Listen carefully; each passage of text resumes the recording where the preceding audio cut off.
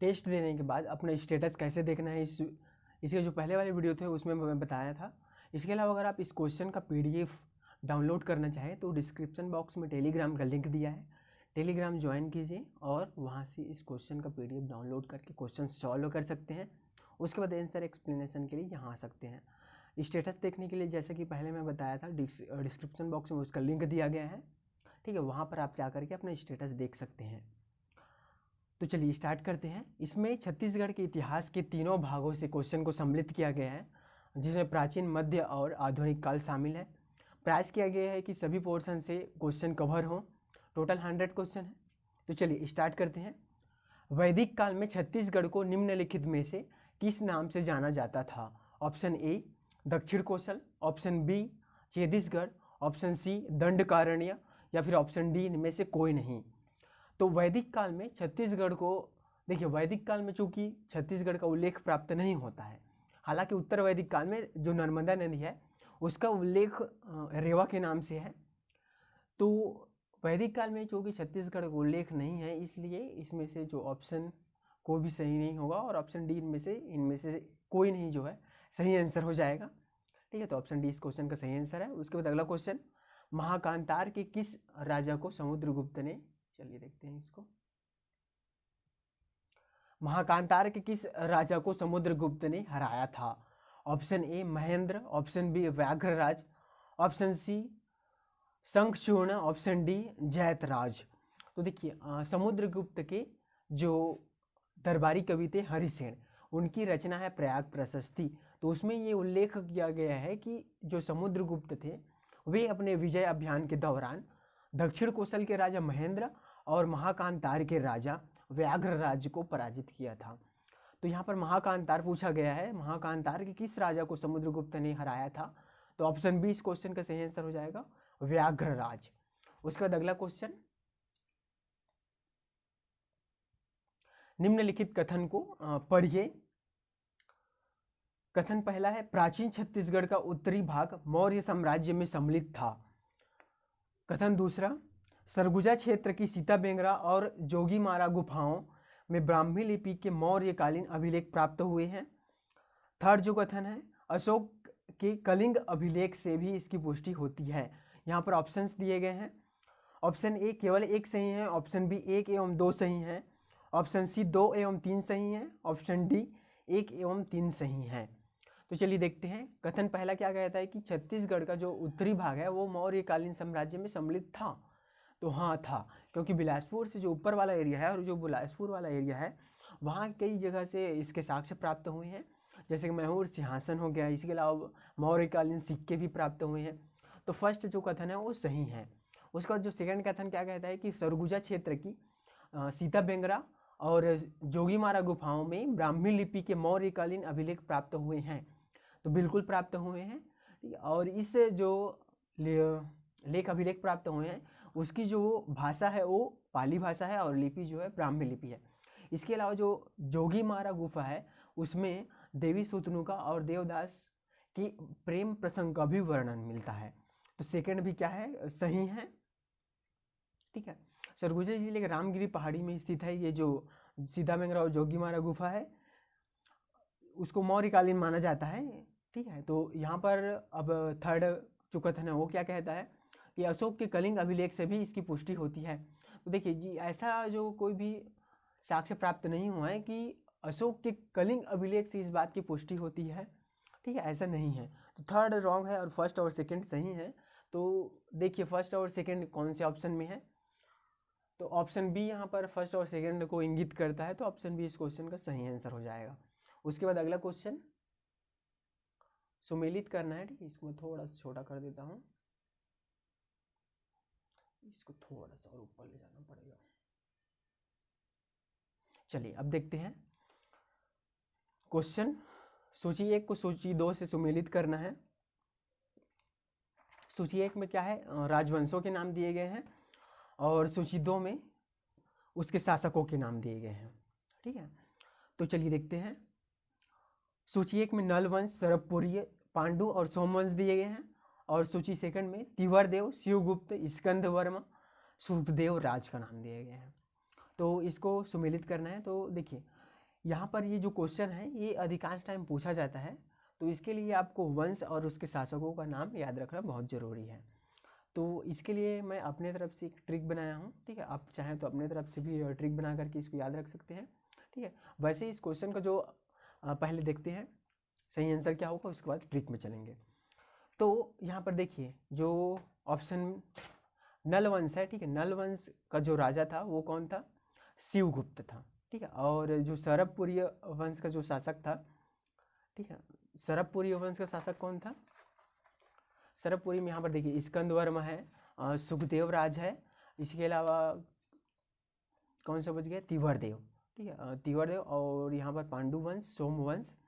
और तो देखिए यहाँ पर अगर मैच करें तो ऑप्शन बी, ऑप्शंस में देखिए अ का 2 है, ए बी सी डी, इसमें से जो ऑप्शन बी है ये सुमेलित है, ठीक है। कि जो नल वंश है वो किसका था, स्कंद वर्मा वहाँ के शासक थे, ठीक है। इसके अलावा जो सरबपुरी थे वहाँ पर जो शासन था सुखदेव राज का था, और जो पांडु वंश है वहाँ पर तिवरदेव का शासन था, और जो सोमवंश है वहाँ पर जो शासन था वो शिवगुप्त का था, ठीक है। तो ऑप्शन बी इस क्वेश्चन का सही आंसर होगा। आगे चलते हैं, चलिए देखते हैं कि कैसे आप लोग इसको याद रख सकते हो। वैसे ये मेरा ट्रिक है, आप चाहे तो अपनी तरफ से भी ट्रिक बना सकते हैं। देखिए जैसे कि राजश्री तुल्य कुलवंश है, तो इसके शासकों को याद रखने के लिए आप ये ट्रिक फॉलो कर सकते हैं कि सदवभ, स द व भ, स से सूर, द से दैत, वी से विभीषण, और भ से भीमसेन प्रथम, इसके अलावा दैत सेकंड और भीमसेन सेकंड भी इसी में थे, ठीक है। उसके बाद जो सरबपुरी शासकों की अगर बात की जाए तो सरबपुरी शासकों में प्र म म सु ऐसा याद रख सकते हैं, ठीक है, प्र म म सु करके। अब प्र म म सु में देखिए कि प्रसन्न मात्र, महाजयराज, और या फिर उसी को दुर्गराज भी कहते हैं, और सुदेवराज, महाप्रवर राज और महाप्रवर राज सेकेंड। इसके अलावा पांडुवंश को याद रखने के लिए ऐसे ही याद कर सकते हैं, इसको बहुत कम है इसमें, उदयन, तियरदेव, हर्षगुप्त और महाशिवगुप्त, बालार्जुन। नल नागवंश के लिए विभस याद रख सकते हैं, विलासतुंग, भवदत्त वर्मा और स्कंद वर्मा। चलिए अब हम अपने अगले क्वेश्चन पे चलते हैं। अगला क्वेश्चन क्या कहता है, क्वेश्चन नंबर 5। अब क्वेश्चन नंबर 5 को देखते हैं, इसको थोड़ा सा छोटा कर लेते हैं। बिलासपुर के ताला गांव की काल पुरुष प्रतिमा का निर्माण किस वंश ने किया था। ऑप्शन है यहाँ पर कलचुरी वंश, और उसके बाद सोमवंशी शासक, या फिर पल्लव वंश, या फिर सरबपुरी वंश। तो जो बिलासपुर के जो ताला गांव में काल पुरुष की प्रतिमा प्राप्त हुई है उसका जो निर्माण है सरबपुरी शासकों के द्वारा किया गया है। तो ऑप्शन डी इस क्वेश्चन का सही आंसर हो जाएगा। उसके बाद अगला क्वेश्चन क्वेश्चन नंबर 6, रेवाराम का संबंध किससे है। इसको बड़ा कर लेते हैं। रेवाराम का संबंध किससे है। Option A Pandwani, option B Nacha, option C रहस्य, या फिर ऑप्शन डी भतरा नाट। तो रेवाराम जिन्होंने क्या किया था, बाबू रेवाराम 1896 में उन्होंने अपनी पांडुलिपि लिखी थी। और इसके अलावा जो तवारीख ए है वंशी राजाओं और विक्रम विलास, इनकी 2 रचनाएं भी हैं। इन्होंने छत्तीसगढ़ शब्द का प्रयोग किया था, ठीक है, और इनकी रचना पंक्ति भी है छत्तीसगढ़ के संबंध में, ठीक है। तो उसको भी आप लोग को याद रखिए। तो जो रेवाराम का संबंध है रहस्य, ठीक है, पंडवानी, नाचा, रहस्य या फिर भद्रनाथ अगर पूछा जाए तो रहस्य से ये संबंधित थे। तो ऑप्शन सी इस क्वेश्चन का सही आंसर हो जाएगा। उसके बाद अगला क्वेश्चन, चलिए एक्सप्लेनेशन देख लिए हैं। क्वेश्चन नंबर 7, छत्तीसगढ़ के कलचुरी राज्य का प्रमुख लगान अधिकारी का पद नाम क्या था। ऑप्शन ए महाबलाधिकृत, ऑप्शन बी अक्षपटलिक, ऑप्शन सी महाप्रमात्र, या फिर ऑप्शन डी राजस्व सचिव। तो यहाँ पर देखते हैं, चलिए कलचुरी राज्य का जो प्रमुख लगान अधिकारी होता था उसको कहा जाता था महाप्रमात्र। ये बहुत एमपी क्वेश्चन है, और जो दूसरे अधिकारी हैं उनके नाम भी आपको जानना चाहिए। तो ऑप्शन सी इस क्वेश्चन का सही आंसर हो जाएगा, महाप्रमात्र। इसके अलावा अगर और कुछ दूसरे जो अधिकारी हैं इसकी बात करें तो इसमें से महामंत्री होते थे। महामंत्री का काम क्या होता था, आज के जो मुख्यमंत्री के सचिव होते हैं उसी की तरह इनका कार्य होता था। ये सबसे प्रमुख अधिकारी होते थे जो कि राजा का प्रशासनिक सलाहकार होता था। और महाअध्यक्ष होते थे जो कि सचिवालय का प्रमुख होते थे। महाप्रतिहार होते थे जो कि जो संचार विभाग है उनके प्रमुख होते थे। महाप्रमात्र अभी जैसे कि बताया मैं कि लगान अधिकारी होते थे। और सोलकीक जो होते थे वो कर का संग्रहण करते थे। इसके अलावा जो नगर के प्रमुख, जैसे कि आजकल नगर के प्रमुख सीईओ होते हैं, वैसे ही उस समय पूर्व प्रधान हुआ करते थे। आजकल जैसे कि गाँव के जो प्रमुख होते हैं, सरपंच या फिर प्रधान होते हैं, उस समय पूर्व प्रधान होते थे गाँव के जो प्रमुख होते थे वो। इसी तरह से जो महासंधि विग्रहक एक नामक अधिकारी होता था जो कि विदेश विभाग का प्रमुख होता था। इसके अलावा जैसे कि आजकल आर्मी होते हैं देश की रक्षा के लिए, उसी तरह से दुर्ग या फिर किले की रक्षा करने के लिए उस समय महाकोटपाल हुआ करते थे। इसके अलावा धार्मिक विभाग के जो प्रमुख होते थे उनको महापुरोहित कहा जाता था। ठीक है, तो ये सब चीज़ आप लोग याद रख सकते हैं। उसके बाद अगला क्वेश्चन, चलिए अगला क्वेश्चन मेनका द्वार से संबंधित है। मेनका द्वार या फिर दरवाजा कहाँ स्थित है ये हमें बताना है। ठीक है, option A Shakti, option B Madangarh, option C Dhanpur या फिर ऑप्शन डी चैतुरगढ़। तो जो मेनका द्वार है ये चैतुरगढ़ में स्थित है और जिसका जो निर्माण है पृथ्वीदेव प्रथम द्वारा, जो कि 1065 से लगभग 1095 के आसपास यानी 11वीं सदी में निर्माण कराए थे। चैतुरगढ़ के जो किला है उसमें 3 दरवाजे थे, एक था मेनका, दूसरा था हुंकारा और तीसरा था सिंह द्वार। ठीक है, तो ऑप्शन डी इस क्वेश्चन का सही आंसर हो जाएगा चैतुरगढ़। उसके बाद अगला क्वेश्चन जो है मोहम्मद खान तरान से संबंधित है। चलिए देखते हैं क्वेश्चन नंबर 9। मोहम्मद खान तरान को सैन्य सेवा में बहादुरी के बदले बिम्बाजी ने एक किले के क्षेत्र में 5 स्थान दिए थे। उस किले का नाम चुनिए। Option A Vijaygarh, option B Malingarh, option C Pendragarh या फिर ऑप्शन डी मदनगढ़। तो देखिए जो मोहम्मद खान तरान थे उनको ये बिम्बा जी के जो आर्मी फोर्स थे, मतलब सैन्य सेवा थे, उनमें एक बहादुर सिपाही थे और इन्होंने बहुत सारे जो अहम युद्ध लड़े थे बिम्बा जी के लिए। ठीक है, तो उनकी इस बहादुरी के लिए उनको एक किला था, उनमें 5 गांव दिए गए थे। ठीक है, तो उस जो किला का नाम था वो था मदनगढ़। ठीक है, यहाँ पर विजयगढ़, मानिनगढ़ और पेंड्रागढ़ मदनगढ़ दिया है, तो ऑप्शन डी इस क्वेश्चन का सही आंसर हो जाएगा मदनगढ़। ठीक है, उसके बाद अगला क्वेश्चन फिर से बाबू रेवाराम पर आधारित है। बाबू रेवाराम की पांडुलिपि में किस कलचुरी शासक का उल्लेख मिलता है, मतलब कौन से कलचुरी शासक का उल्लेख है। ऑप्शन ए यहाँ पर क्या है Prithvidev, sorry option A Laxmidev, option B Prithvidev द्वितीय, ऑप्शन सी रत्नदेव तृतीय या फिर ऑप्शन डी कल्याण साय। तो जो बाबू रेवाराम की 1896 में इन्होंने पांडुलिपि लिखी थी, तो उसमें जो कलचुरी शासक कल्याण साय थे उनका वर्णन है और उसमें ये बताया गया है कि जो कल्याण साय थे वे मुगल दरबार में गए थे और वहाँ पर जहांगीर के दरबार में आई थिंक 8 वर्षों तक रहे थे। ठीक है, इसके अलावा इस जो घटना है इसकी जो जानकारी है वो मिस्टर चिस्म जो उस समय अधिकारी थे, अंग्रेजी अधिकारी। ठीक है, तो वे उस समय की जो राजस्व पुस्तिका थी, मतलब कि कल्याण साय के समय की, उसके आधार पर भी इस घटना का वर्णन करते हैं कि जो कल्याण साय थे वे मुगल दरबार गए थे और वहाँ पर 8 वर्षों तक रहे थे, ऐसे करके। ठीक है, तो ऑप्शन जो डी है इस क्वेश्चन का सही आंसर हो जाएगा। उसके बाद क्वेश्चन नंबर 10। ठीक है, 10 हो गया, 11 चलते हैं।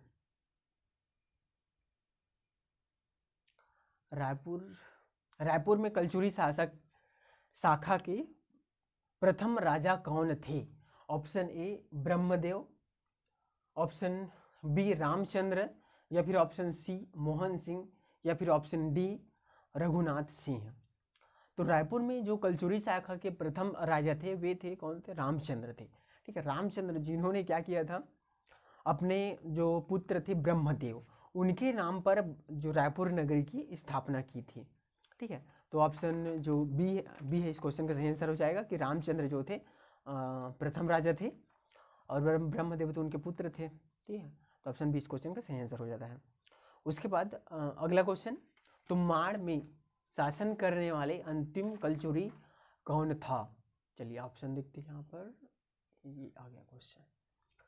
तुम्बाड़ में शासन करने वाले अंतिम कलचुरी शासक कौन थे? Option A Prithvidev, option B Kamalraj, option C Ratnaraj, या फिर ऑप्शन डी कलिंगराज।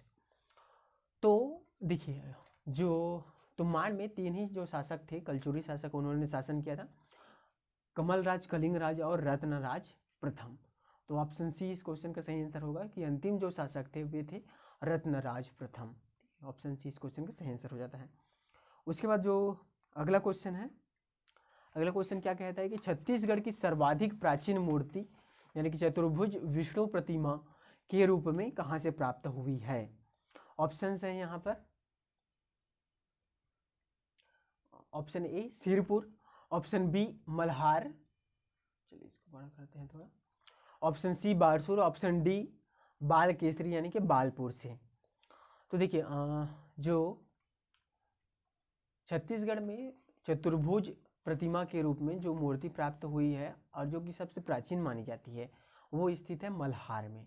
ठीक है, तो ऑप्शन बी जो है इस क्वेश्चन का सही आंसर होगा मल्हार। उसके बाद अगला क्वेश्चन, क्वेश्चन नंबर 14 है इस बार, इसको थोड़ा सा छोटा करते हैं तब दिखेगा पूरा इस तरह से। निम्न में से कौन सी जोड़ी छत्तीसगढ़ में मराठा सूबेदार एवं उनकी उपलब्धियां सुमेलित नहीं है?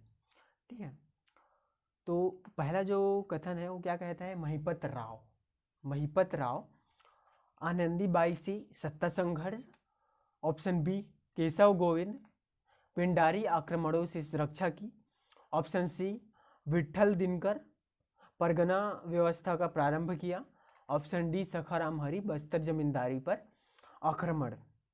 तो यहाँ पर देखिए जो महिपत राव है इसके बारे में थोड़ा सा हमको देखना पड़ेगा। ठीक है, कि जो महिपत राव है ये इनके काल में आनंदी बाई से सत्ता संघर्ष हुआ था, बिल्कुल हुआ था। केशव गोविंद के समय पिंडारी का आक्रमण से रक्षा की गई थी, बिल्कुल की गई थी। और ऑप्शन सी विट्ठल दिनकर परगना व्यवस्था का प्रारंभ किया था, इन्होंने ही किया था। और ऑप्शन डी क्या कहता है, सखाराम हरि बस्तर जमींदारी पर आक्रमण। तो ये जो डी है ऑप्शन डी हरि जो सखाराम हरि बस्तर जमींदारी पर आक्रमण, तो ये जो घटना मिसमैच है, मतलब ये सही नहीं है। तो ऑप्शन डी इस क्वेश्चन का सही आंसर हो जाएगा। उसके बाद क्वेश्चन 15, क्वेश्चन 15 क्या कहता है, चलिए देखते हैं। इसको छोटा करना पड़ेगा जी, देखिए अब दिख रहा है पूरा।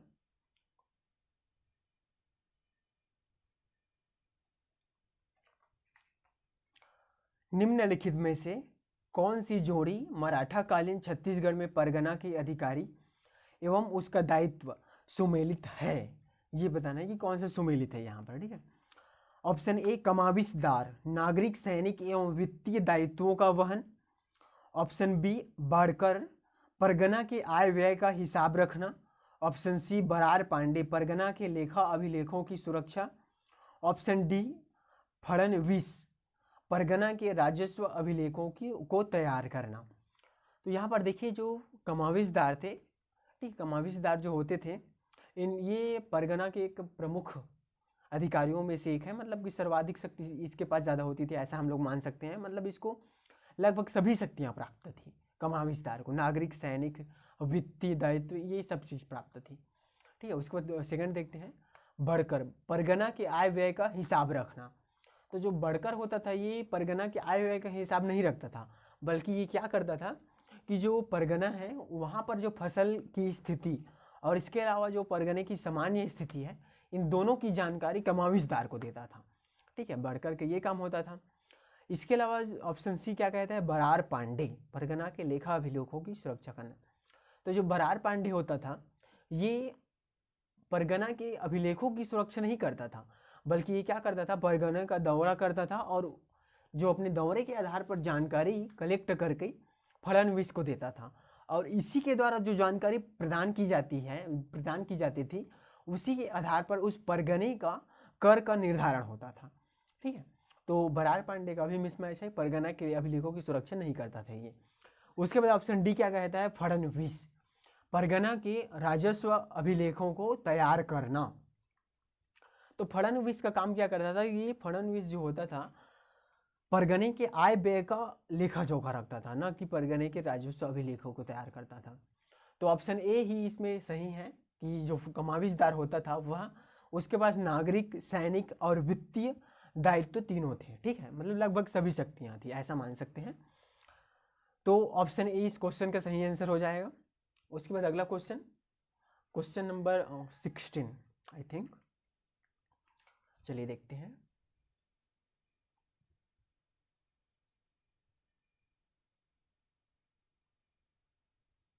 इसको इधर थोड़ा खिसकाते हैं जी, अब दिख रहा है। निम्नलिखित में से कौन सी जोड़ी मराठा कालीन छत्तीसगढ़ में परगना के अधिकारी एवं उसका दायित्व सुमेलित है? ऑप्शन ए, चलिए तो ए क्वेश्चन हो गया सर, मैं 16 देखते हैं। निम्नलिखित में से कौन सी जोड़ी छत्तीसगढ़ में मराठा शासन कर एवं उनका अर्थ सुमेलित नहीं है, ये हमें बताना है। ठीक है, कौन सा जो है इसमें से मिसमैच है ये बताना है।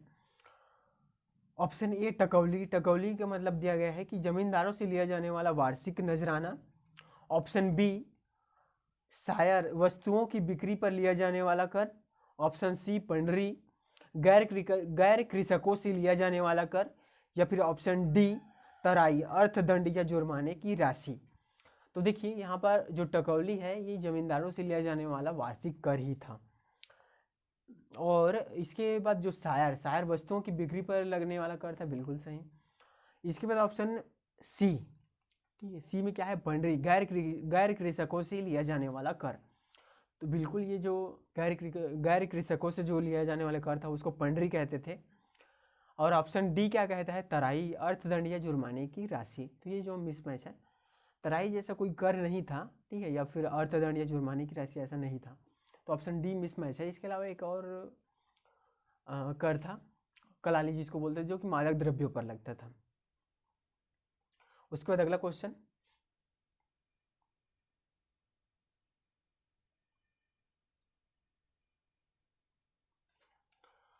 Question number 17। क्वेश्चन नंबर 17 क्या कहता है कि आनंदीबाई छत्तीसगढ़ के निम्नलिखित मराठा शासकों की समकालीन थी, मतलब कि किसकी समकालीन थी ये बताना है। ऑप्शन ए यहाँ पर क्या है, सॉरी, फर्स्ट जो है भिम्बाजी, सेकंड परसोनजी, थर्ड चिमड़ा जी और फोर्थ व्यंकोन जी। तो इसके आधार पर सही विकल्प का चयन करना है। Option A B C D यहाँ पर दिया गया है। चलिए इसके बारे में कुछ तथ्य देखते हैं कि जो आनंदीबाई थी, चलिए यहाँ से स्टार्ट करते हैं। जब छत्तीसगढ़ में जो रघुनाथ सिंह का शासन था और रघु जी फर्स्ट थे, उनके उड़ीसा विजय अभियान के दौरान उनके जो सेनापति थे, उन्होंने लगभग 30,000 सैनिकों को लेकर के इस छत्तीसगढ़ पर आक्रमण किया। 1741 की ये घटना है। और उसके बाद होता क्या है कि जो रघुनाथ सिंह थे वे काफ़ी बूढ़े हो चुके थे और उनके जो एक बेटे थे, उनकी मृत्यु के कारण, एकमात्र उनका बेटा था, उनकी शोक के कारण वो बहुत व्यथित भी थे। और तो वे युद्ध करने की स्थिति में नहीं थे, इसलिए वे समर्पण कर देते हैं। उसके बाद क्या करता है कि जो भास्कर पंथ रहता है वो बहुत सारा जो धन यहाँ से लूट करके ले जाता है और पुनः उस रघुनाथ सिंह को शासन का दायित्व दे देता है, सौंप देता है। उसके बाद क्या होता है कि 1741 से 1758 तक, मतलब कि 1745, मतलब 1745 तक रघुनाथ सिंह तक का शासन रहता है छत्तीसगढ़ में। उसके बाद जब 1745 में इसकी मृत्यु हो जाती है, जो रघुनाथ सिंह रहती है, रघुनाथ सिंह जी का, अब उसके बाद जो शासन होते हैं वो मोहन सिंह को सौंप दिया जाता है। ठीक है, और जो मोहन सिंह रहता है वो 1745 से 1758 तक क्या करता है, शासन करता है। अब 1758 के बाद जो आते हैं वे होते हैं बिम्बा जी। ठीक है, बिम्बा जी आते हैं। तो बिम्बा जी की जो पत्नी रहती है आनंदी बाई, ठीक है, आनंदीबाई इनकी पत्नी रहती है। तो जब बिम्बा जी की मृत्यु होती है तो वे क्या करते हैं कि चिमड़ा जी को अपना उत्तराधिकारी चुन करके जाते हैं कि ये मेरा उत्तराधिकारी है, ऐसा करके। लेकिन जो नागपुर के शासक बनते हैं वे बनते हैं व्यंकोजी, ठीक है, व्यंकोजी जो भोसले रहते हैं वे बनते हैं। इस तरह से आप देखेंगे तो आनंदीबाई 3 लोगों के समकालीन थी। वे कौन थे? बिम्बा जी, चिमड़ा जी और व्यंकोजी। तो 1, ठीक है, उसके बाद 3rd और 4th, ठीक है, ये जो है सही हो जाएगा। तो ऐसा कौन सा है? ऑप्शन डी में हमें ऐसा दिखाई दे रहा है, तो ऑप्शन डी इस क्वेश्चन का सही आंसर हो जाएगा। उसके बाद अगला क्वेश्चन चलिए देखते हैं।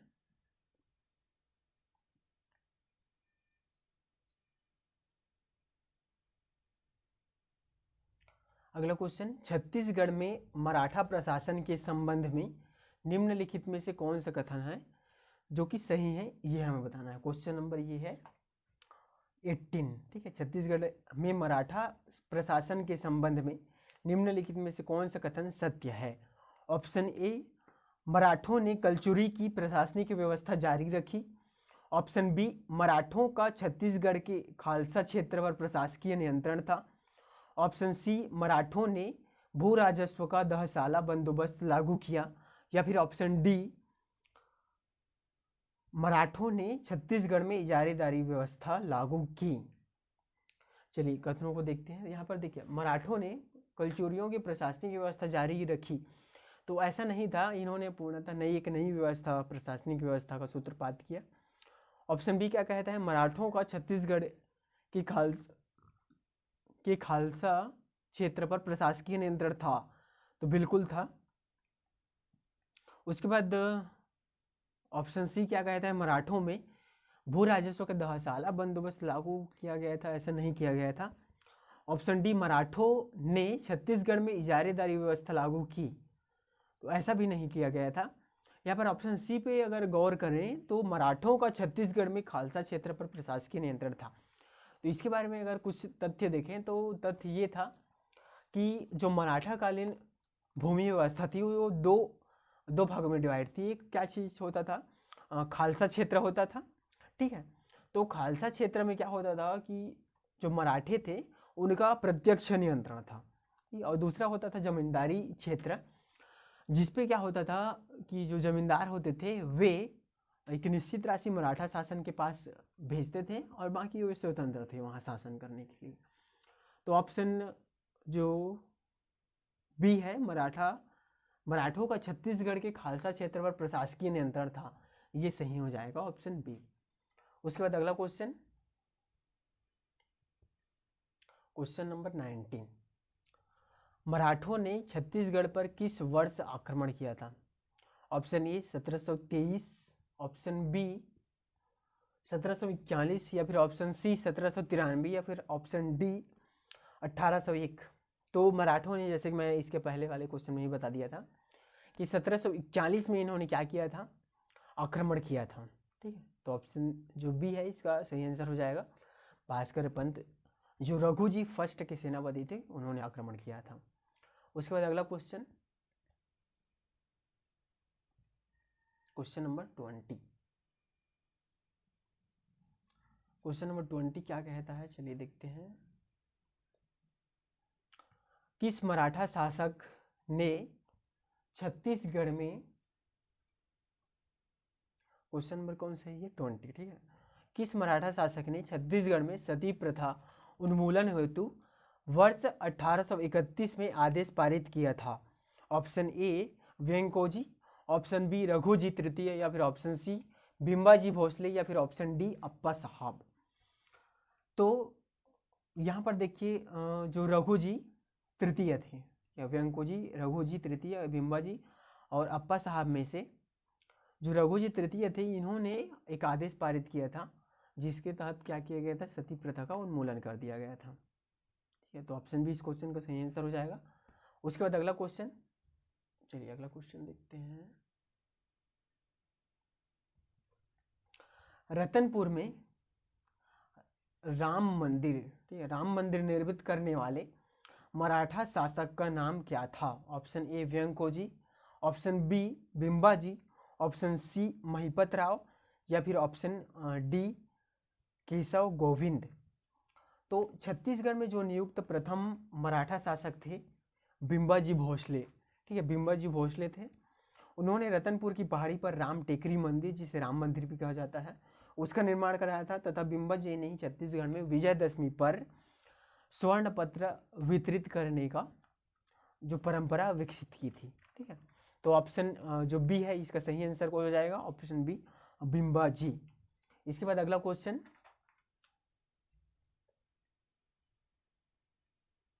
क्वेश्चन नंबर 22, छत्तीसगढ़ में मराठा ब्रिटिश काल में प्रमुख आयात निर्यात कर कौन सा था?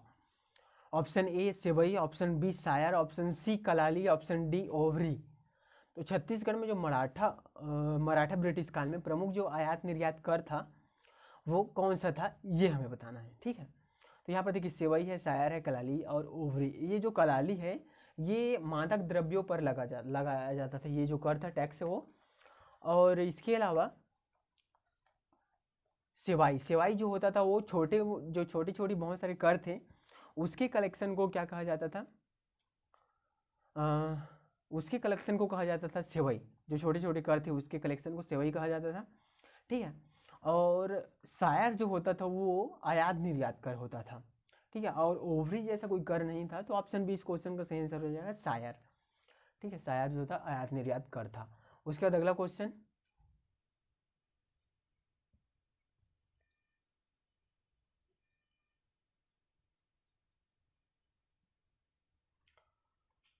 छत्तीसगढ़ में भूमि व्यवस्था के क्षेत्र में मराठों ने कौन सी नई प्रथा का प्रारंभ किया था? यहाँ पर ऑप्शंस हैं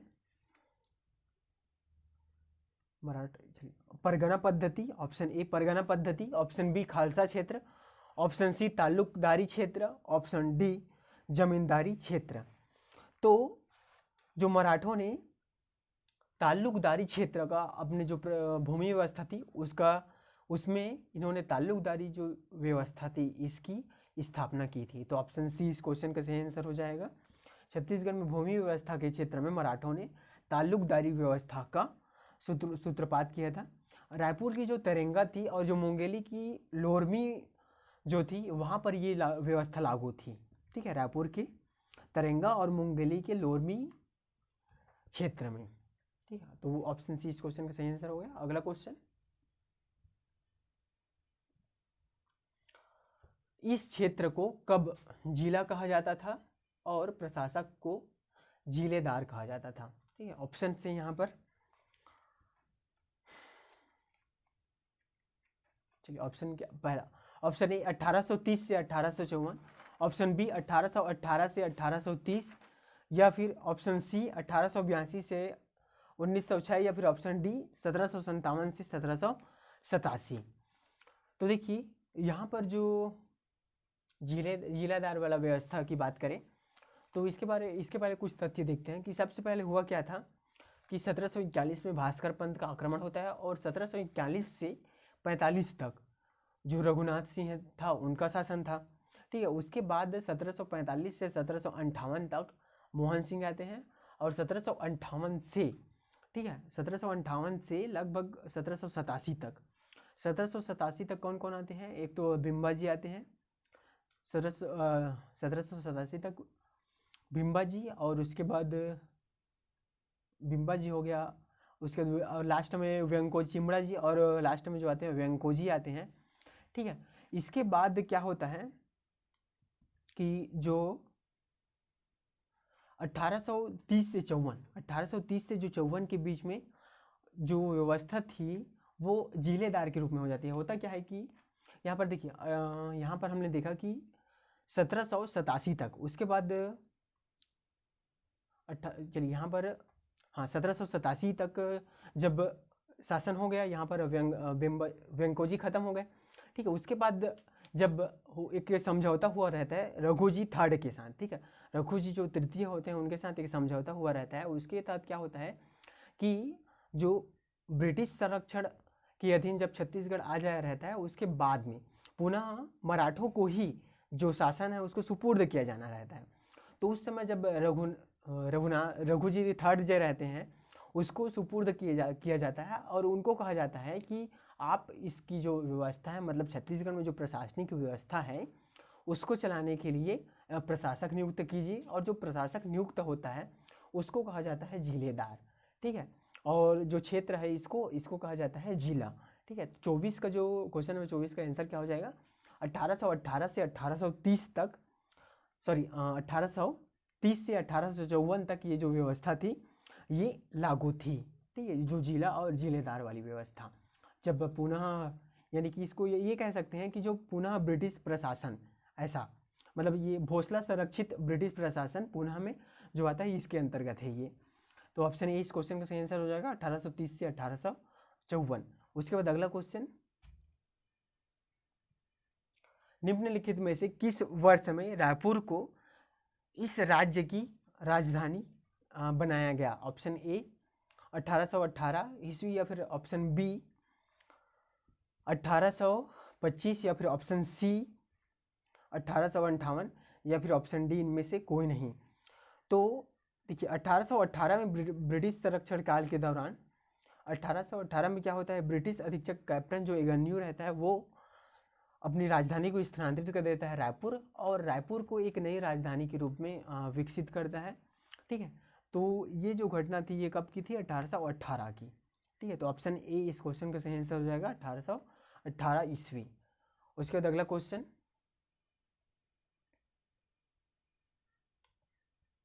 क्वेश्चन नंबर 26, छत्तीसगढ़ में मराठा प्रभुत्व, इसको थोड़ा सा सेट करते हैं पहले, ये अब अच्छे से दिख रहा है।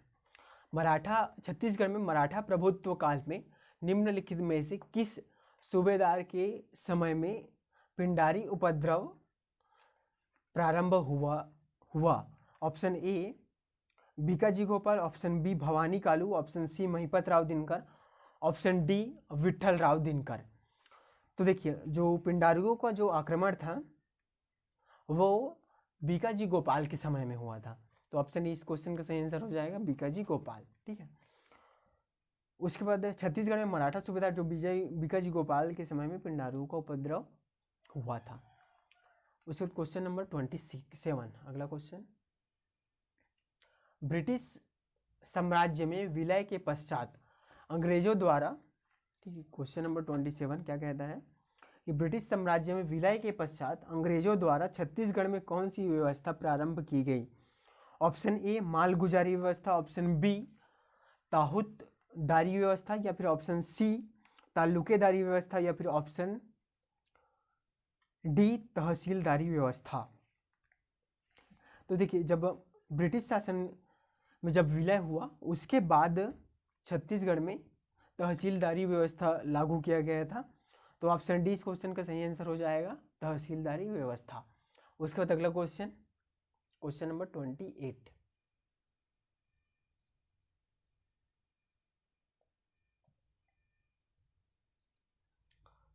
इसको थोड़ा सा ऊपर करते हैं, चलिए निम्नलिखित, इसको थोड़ा सा और एडजस्ट करना पड़ेगा, अब ठीक है। निम्नलिखित में से कौन सी जोड़ी घटना एवं व्यक्ति सुमेलित नहीं है। ठीक है, यहाँ पर ऑप्शंस हैं। ऑप्शन ए किसान सम्मेलन राजिम 1915 जो दिया गया है पंडित सुंदरलाल शर्मा। उसके बाद ऑप्शन बी क्या कहता है, होम रूल लीग की शाखा की स्थापना Raipur 1918 CM Thakkar. Option C Khilafat committee का गठन रायपुर 1920 असगर अली। उसके बाद option D Shrimati Annie Besant की सार्वजनिक सभा रायपुर 1919 वामन राव लाखे।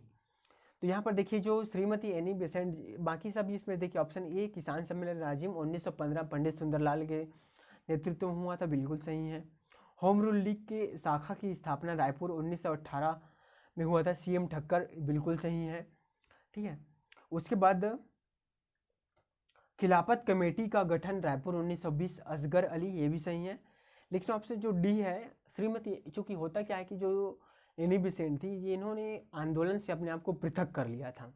ठीक है, तो पृथक कर लिया था इसलिए ये इसमें शामिल नहीं थे कि सार्वजनिक सभा रायपुर 1919 वामन राव लाखे। ठीक है, इसमें ये श्रीमती जो एनी बेसेंट वाली घटना है ये रॉन्ग है, तो ऑप्शन डी इस क्वेश्चन का सही आंसर हो जाएगा। जो डी है वो सुमेलित नहीं है। उसके बाद अगला क्वेश्चन, इसको और छोटा करना पड़ेगा तब दिखेगा पूरा।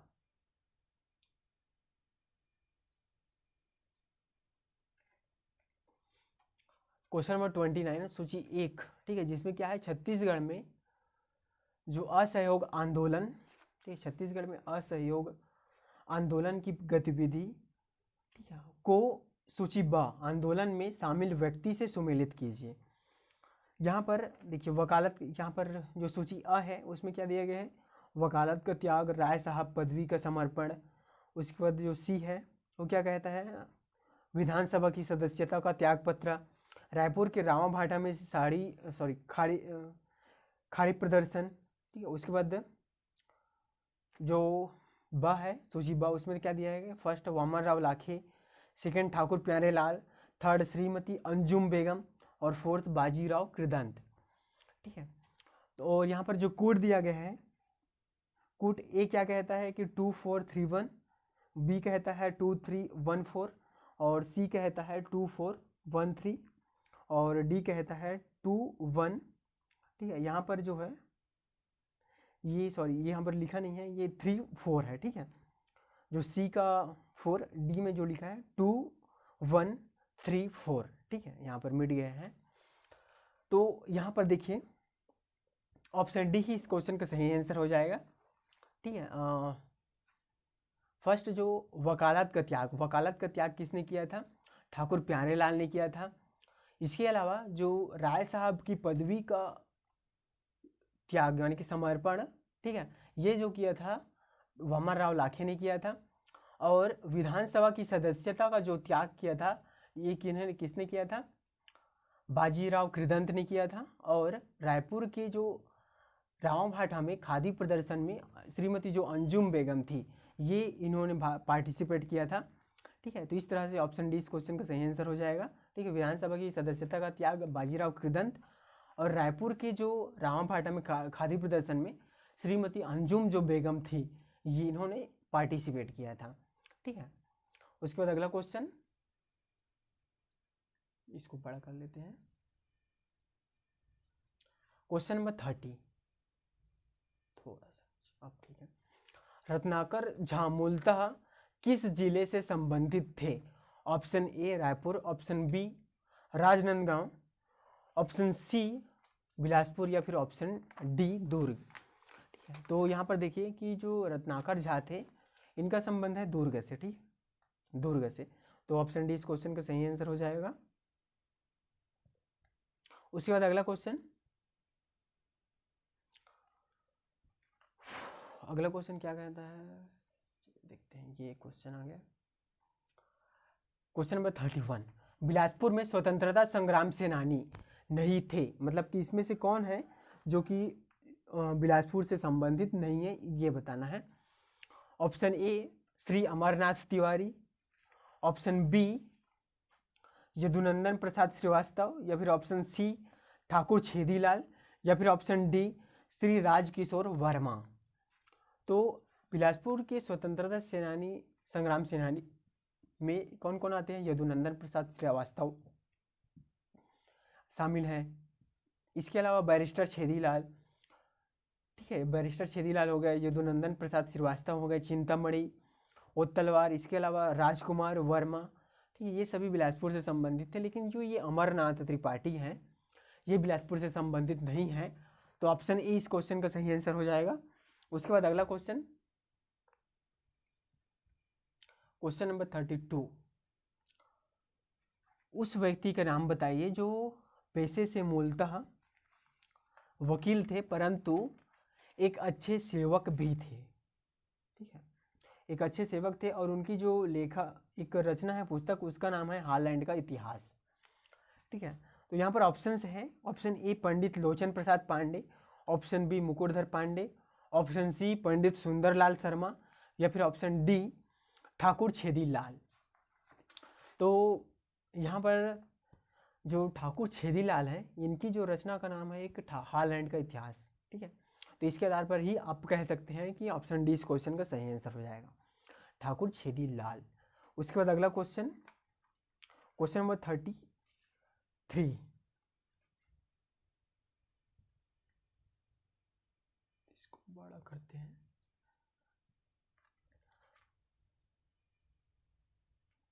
गट्टासिल्ली सत्याग्रह के नेता थे। ऑप्शन है यहाँ पर Shri Meghawale, option B Shri Jagtap, option C Shri Jagtap व श्री मेघावाले, ऑप्शन डी वामन राव लाखे। तो यहाँ पर देखिए कि जो श्री नथुजी जगताप और श्री मेघावाले, ठीक है, ये दोनों ही गट्टासिल्ली सत्याग्रह से संबंधित थे। ठीक है, तो इस क्वेश्चन का आंसर क्या हो जाएगा? ऑप्शन सी सही आंसर हो जाएगा, श्री जगताप व श्री मेघावाले।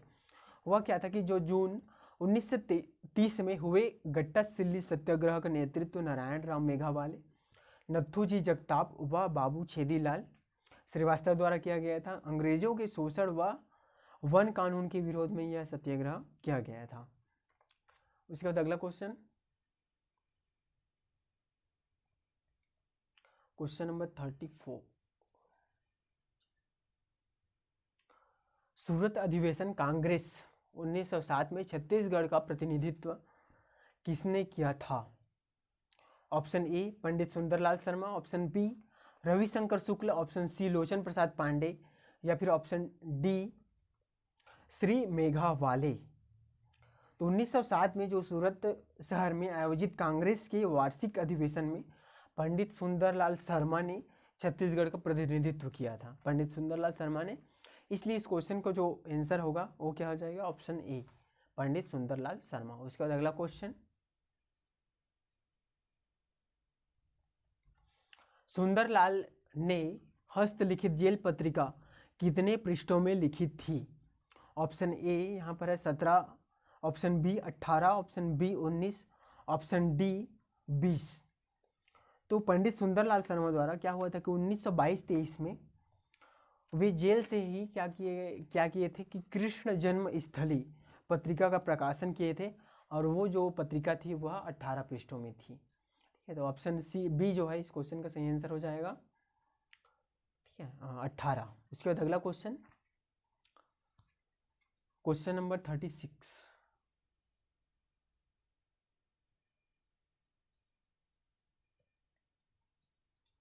सोना खान के नारायण सिंह को प्रथम बार कब गिरफ्तार किया गया था? ऑप्शन ए मतलब जेल में डाला गया था, ये बताना है। ऑप्शन ए है यहाँ पर दिसंबर 1856, ऑप्शन बी ऑप्शन ए दिसंबर 1856, ऑप्शन बी दिसंबर 1857, ऑप्शन सी अक्टूबर 1856, या फिर ऑप्शन डी अक्टूबर 1857। तो जो सोना खान की जमींदारी वो हुआ क्या था कि उस समय 1856 में अकाल पड़ गया था, तो इन्होंने क्या किया था, एक सेठ के जो गोदाम था उसको लूट लिया था। ठीक है, गरीबों को खाना खिलाने के लिए। तो इसके कारण से इसको गिरफ्तार किया गया था। कब किया गया था? अक्टूबर 1856 में। उसके बाद अगला क्वेश्चन, क्वेश्चन नंबर 37। असहयोग आंदोलन के समय छत्तीसगढ़ में ऑनरेरी मजिस्ट्रेट के पद से त्याग पत्र देने वाले इनमें से कौन था? Option A Qazi Shamsher Khan, option B Pandit Ravishankar Shukla, option C barrister Chhedilal, या फिर ऑप्शन डी घनश्याम सिंह गुप्त। तो जो काजी शमशेर खां थे, इन्होंने ऑनरेरी मजिस्ट्रेट के पद से त्याग पत्र दिया था। तो ऑप्शन ए इस क्वेश्चन का सही आंसर हो जाएगा, ऑप्शन ए काजी शमशेर खां। उसके बाद अगला क्वेश्चन,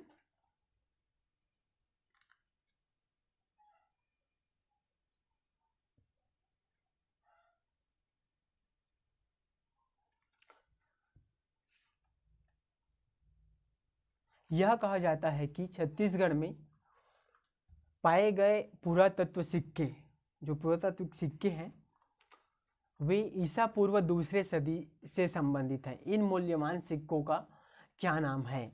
ऑप्शन ए ताम्रपत्र, ऑप्शन बी स्वर्ण पत्र, ऑप्शन सी रजत पत्र, या फिर ऑप्शन डी आहत मुद्रा या फिर पंचमार्ग मुद्रा।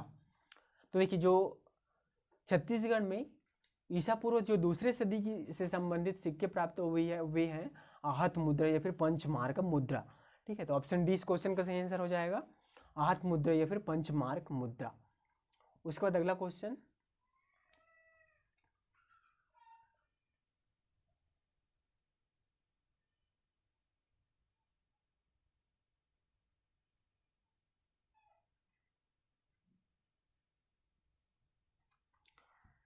चलिए इस बार मैचिंग वाला क्वेश्चन है। क्वेश्चन नंबर 39, सूची एक, छत्तीसगढ़ के समाचार पत्र साहित्यिक संस्थाओं को सूची 2 स्थान से सुमेलित कीजिए। सूची 1 में दिया गया है छत्तीसगढ़ मित्र, बुद्धि प्रकाश सभा, सरस्वती पुस्तकालय, आनंद समाज पुस्तकालय। ठीक है, यहाँ पर सूची 2 में दिया गया है रायपुर, बिलासपुर, पेंड्रा और राजनांदगांव। ठीक है, तो चलिए देखते हैं इसको।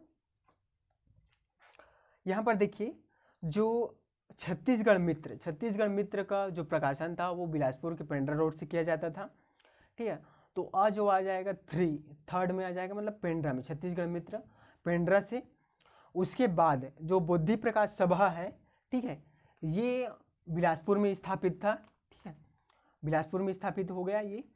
और जो सरस्वती पुस्तकालय है ये राजनांदगांव में स्थित है, और जो आनंद समाज पुस्तकालय है ये रायपुर में स्थित है। इस तरह से अगर हम देखें तो ऑप्शन सी इस क्वेश्चन का सही आंसर हो जाएगा। ठीक है, 3241। उसके बाद अगला क्वेश्चन,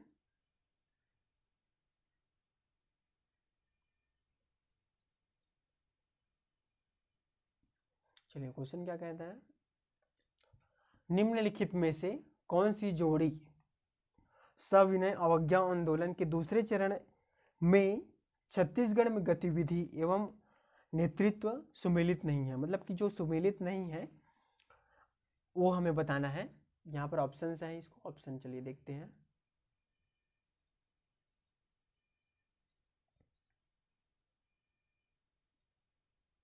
ये ऑप्शन, ठीक है, ऑप्शन ए क्या कहता है, 29 जनवरी 1932 को रायपुर में पेशावर दिवस पंडित रविशंकर शुक्ल। ऑप्शन बी, फरवरी 1932 में रायपुर में वानर सेना का गठन बलीराम आजाद। ऑप्शन सी, फरवरी 1932 में बिलासपुर में विदेशी वस्त्रों की दुकानों के समक्ष धरना ठाकुर छेदीलाल। या फिर ऑप्शन डी, 1932 में दुर्ग में नमक कानून का उल्लंघन घनश्याम सिंह गुप्त। तो देखिए, जो छत्तीसगढ़ में अगर बात की जाए, सबसे पहले ऑप्शंस में चलते हैं।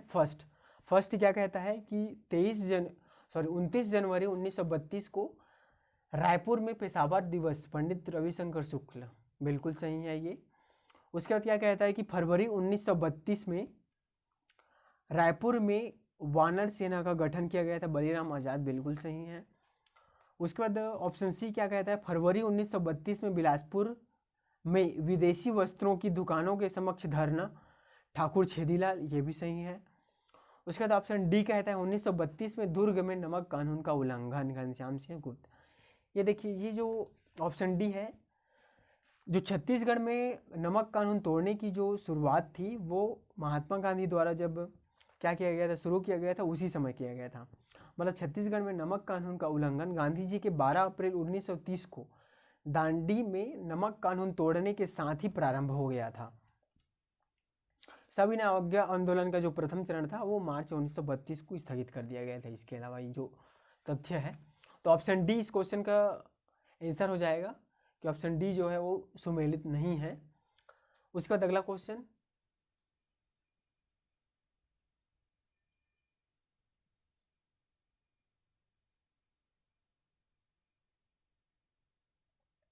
क्वेश्चन नंबर 41, निम्न में से कौन सी जोड़ी छत्तीसगढ़ में भारत छोड़ो आंदोलन की घटना एवं संबंधित व्यक्ति सुमेलित नहीं है। ऑप्शन ए, 10 अगस्त 1942 को रायपुर में विद्यार्थियों का जुलूस रणवीर सिंह शास्त्री।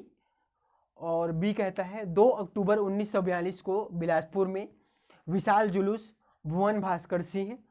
ऑप्शन सी कहता है 9 सितंबर 1942 को नागपुर हाई कोर्ट भवन पर तिरंगा फहराना ठाकुर रामकृष्ण सिंह।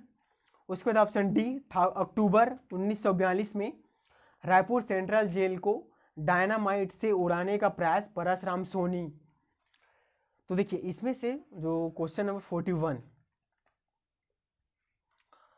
कथनों की अगर बात करें इसमें, तो फर्स्ट जो है पहला जो कथन है वो क्या कहता है कि 10 अगस्त 1942 को रायपुर में विद्यार्थियों का जुलूस रणवीर सिंह शास्त्री, बिल्कुल इन्हें नेतृत्व किया था, फर्स्ट करेक्ट है। सेकंड क्या कहता है कि 2 अक्टूबर 1942 को बिलासपुर में विशाल जुलूस भुवन भास्कर, ये भी सही है।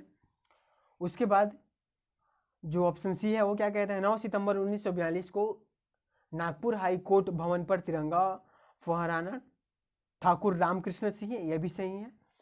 इसके बाद जो डी है अक्टूबर 1942 में रायपुर सेंट्रल जेल को डायनामाइट से उड़ाने का प्रयास परसराम सोनी। तो यहाँ पर जो ऑप्शन डी है ये हुआ क्या था कि 1942 में जो बिलक नारायण अग्रवाल और उनके साथियों के द्वारा रायपुर की जो केंद्रीय जेल थी उसकी दीवारों को तोड़ करके उसमें जो राजनीतिक नेता थे उनको कैद से छुड़ाने का प्रयास किया गया था और इसे रायपुर डायनामाइट कांड के नाम से भी जाना जाता है। तो ऑप्शन डी मिसमैच है, तो ऑप्शन डी इस क्वेश्चन का सही आंसर हो जाएगा। उसके बाद क्वेश्चन नंबर 42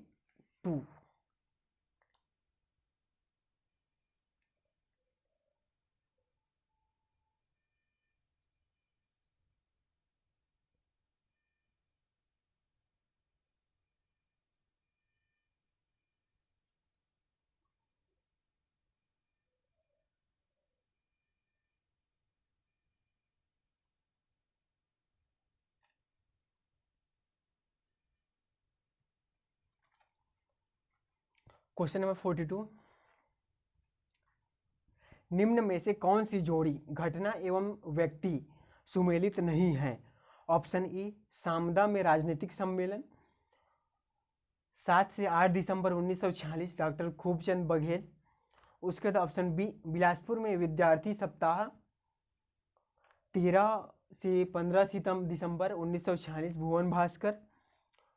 उसके बाद ऑप्शन सी तहसील राजनीतिक सम्मेलन बेमेतरा 31 दिसंबर 1946 मोहनलाल बाकलीवाल।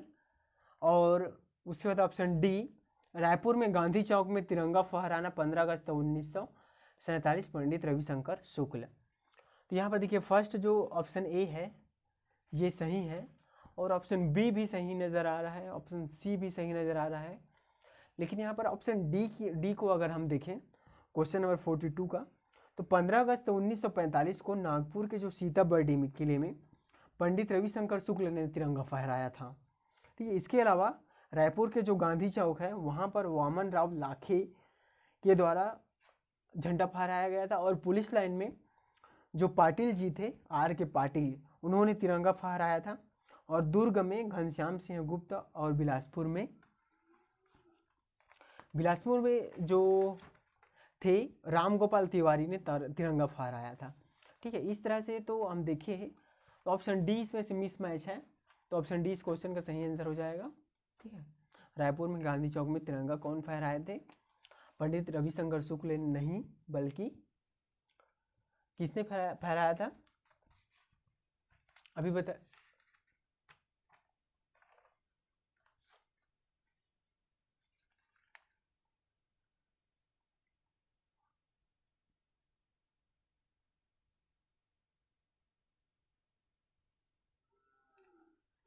सॉरी आवाज़ म्यूट हो गया था। तो जो रायपुर में वामन राव लाखे के द्वारा झंडा फहराया गया था जबकि पुलिस लाइन में आर के पाटिल के द्वारा। ठीक है, तो ऑप्शन डी इस क्वेश्चन का सही आंसर हो जाएगा। रायपुर के गांधी चौक में पंडित रविशंकर शुक्ल नहीं बल्कि वामन राव लाखे ने फहराया था। उसके बाद अगला क्वेश्चन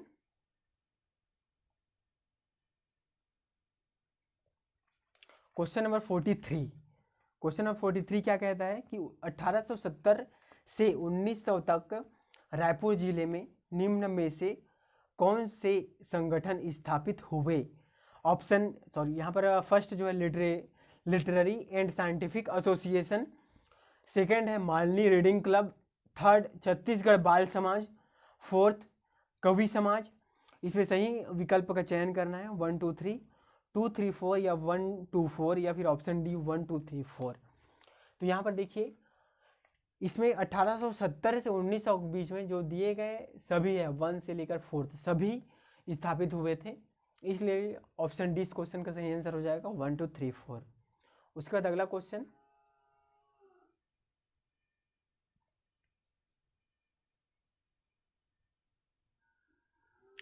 होम रूल आंदोलन में छत्तीसगढ़ में निम्नलिखित में से किन व्यक्तियों ने सक्रिय भाग लिया? ऑप्शन यहाँ पर सबसे पहले फर्स्ट दिया है रविशंकर शुक्ल, सेकंड डॉक्टर ई राघवेंद्र राव, थर्ड घनश्याम सिंह गुप्ता और फोर्थ राम गोपाल दुबे। ऑप्शन है यहाँ पर 1 2 3 2 3 4 1 2 4 और 1 3 4।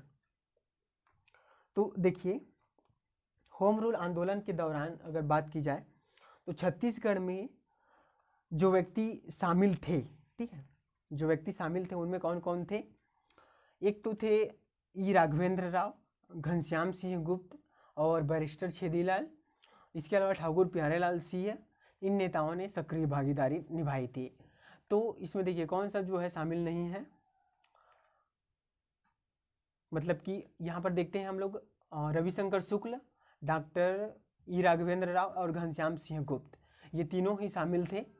और जबकि राम गोपाल दुबे शामिल नहीं थे। तो किसमें 4 नहीं है ये देखिए, तो ऑप्शन ए में 4 नहीं है, 1 2 3 है, तो ऑप्शन ए इस क्वेश्चन का सही आंसर हो जाएगा। उसके बाद अगला क्वेश्चन, क्वेश्चन नंबर 45, 1930 के रुद्री नवागांव आंदोलन के प्रथम टोली के नेता कौन थे? ऑप्शन है यहाँ पर Pandit Sundarlal Sharma, option B Narayan Rao Meghawale, option C Shyamlal Som, option D Babu Chhotelal Shrivastava. तो यहाँ पर देखिए जो अगस्त 1930 पे जो रुद्री नवागांव में जंगल सत्याग्रह हुआ था उसमें बाबू छोटेलाल श्रीवास्तव जो थे वो प्रथम टोली के नेतृत्व किए थे, ठीक है। तो ऑप्शन डी इस क्वेश्चन का सही आंसर हो जाएगा, बाबू छोटेलाल श्रीवास्तव। उसके बाद अगला क्वेश्चन, क्वेश्चन नंबर 46,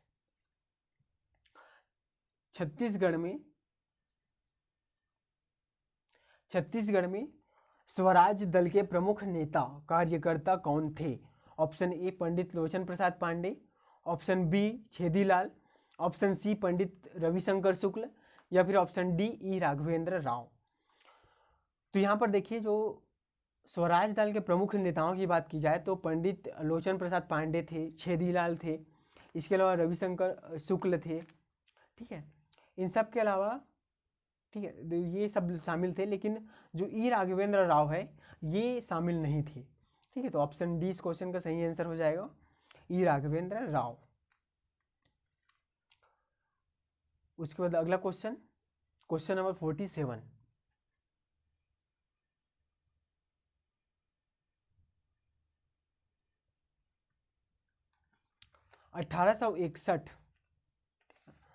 1861 के पश्चात छत्तीसगढ़ में ब्रिटिश प्रशासनिक व्यवस्था के संबंध में निम्नलिखित में से कौन सा कथन सत्य नहीं है? ऑप्शन ए भू राजस्व के लिए मालगुजारी बंदोबस्त लागू किया गया, बी क्या कहता है कि न्याय व्यवस्था में सामाजिक व्यापक सुधार किए गए, सी कहता है नई पुलिस व्यवस्था का सूत्रपात किया गया और डी है सिंचाई के व्यापक प्रबंध किए गए। देखिए 1861 के पश्चात छत्तीसगढ़ में ब्रिटिश प्रशासनिक व्यवस्था के संबंध में अगर बात की जाए तो फर्स्ट जो है ऑप्शन ए भू राजस्व के लिए मालगुजारी बंदोबस्त लागू किया गया था, बिल्कुल लागू किया गया था। और जो न्याय व्यवस्था में एक व्यापक सुधार कार्य भी किए गए थे। इसके अलावा नई पुलिस व्यवस्था का भी सूत्रपात किया गया था, ठीक है। लेकिन सिंचाई व्यवस्था में व्यापक प्रबंध किए गए थे ऐसा कोई घटना नहीं हुआ था। तो ऑप्शन डी इस क्वेश्चन का सही आंसर हो जाएगा, सिंचाई व्यवस्था के व्यापक प्रबंध किए गए, ये रॉन्ग है। उसके बाद क्वेश्चन नंबर 48,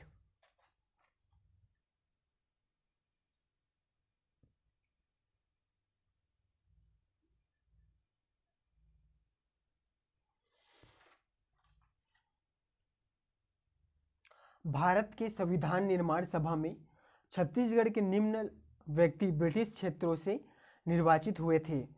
फर्स्ट है रविशंकर शुक्ल, सेकंड ई राघवेंद्र राव, और थर्ड है ठाकुर छेदीलाल और फोर्थ है घनश्याम सिंह गुप्त। ठीक है, तो कौन कौन से वैसे व्यक्ति थे जो कि संविधान निर्मात्री सभा में शामिल थे? तो इसमें देखिए जो रविशंकर शुक्ल थे ये भी शामिल थे। ठीक है, ये राघवेंद्र राव नहीं थे, ठाकुर छेदीलाल थे और घनश्याम सिंह ध्रुव थे। इस तरह रविशंकर शुक्ल, ठाकुर छेदीलाल और घनश्याम सिंह ध्रुव ये तीनों व्यक्ति शामिल थे। तो 1, 3, 4 कौन से ऑप्शन में है ये देखिए। तो ऑप्शन डी में ये शामिल है, मतलब ऑप्शन डी में 1, 3, 4 है। तो ऑप्शन डी इस क्वेश्चन का सही आंसर हो जाएगा, ये राघवेंद्र राव शामिल नहीं थे। उसके बाद अगला क्वेश्चन,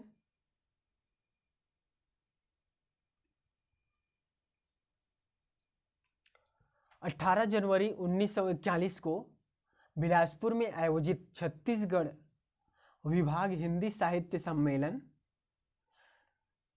के प्रथम अधिवेशन के अध्यक्ष निम्नलिखित में से कौन थे? ऑप्शन है यहाँ पर भगवती प्रसाद वाजपेयी, या फिर option B Sarayu Prasad Tripathi, option C doctor Baldev Prasad Mishra, या फिर ऑप्शन डी भालचंद्र राव तैलंग। तो इसमें देखिए जो सरयू प्रसाद तिवारी थे उनको 18 जनवरी जो 1941 को बिलासपुर में आयोजित छत्तीसगढ़ विभाग हिंदी साहित्य सम्मेलन के प्रथम अधिवेशन के अध्यक्ष निर्वाचित किए गए थे। तो ऑप्शन बी इस क्वेश्चन का सही आंसर हो जाएगा। उसके बाद अगला क्वेश्चन, क्वेश्चन नंबर 50।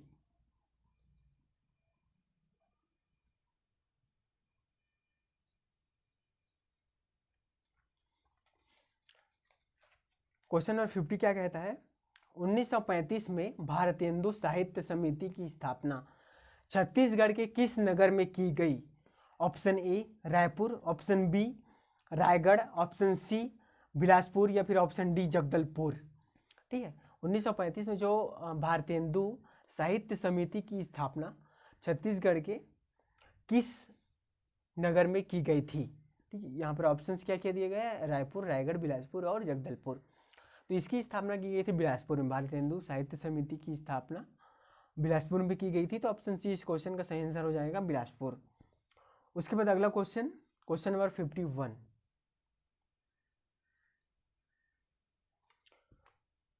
ब्रिटिश काल में डॉक्टर राजेंद्र प्रसाद छत्तीसगढ़ में सर्वप्रथम कब आए? ऑप्शन ए 1921, ऑप्शन बी 1928, ऑप्शन सी 1930, या फिर ऑप्शन डी 1933।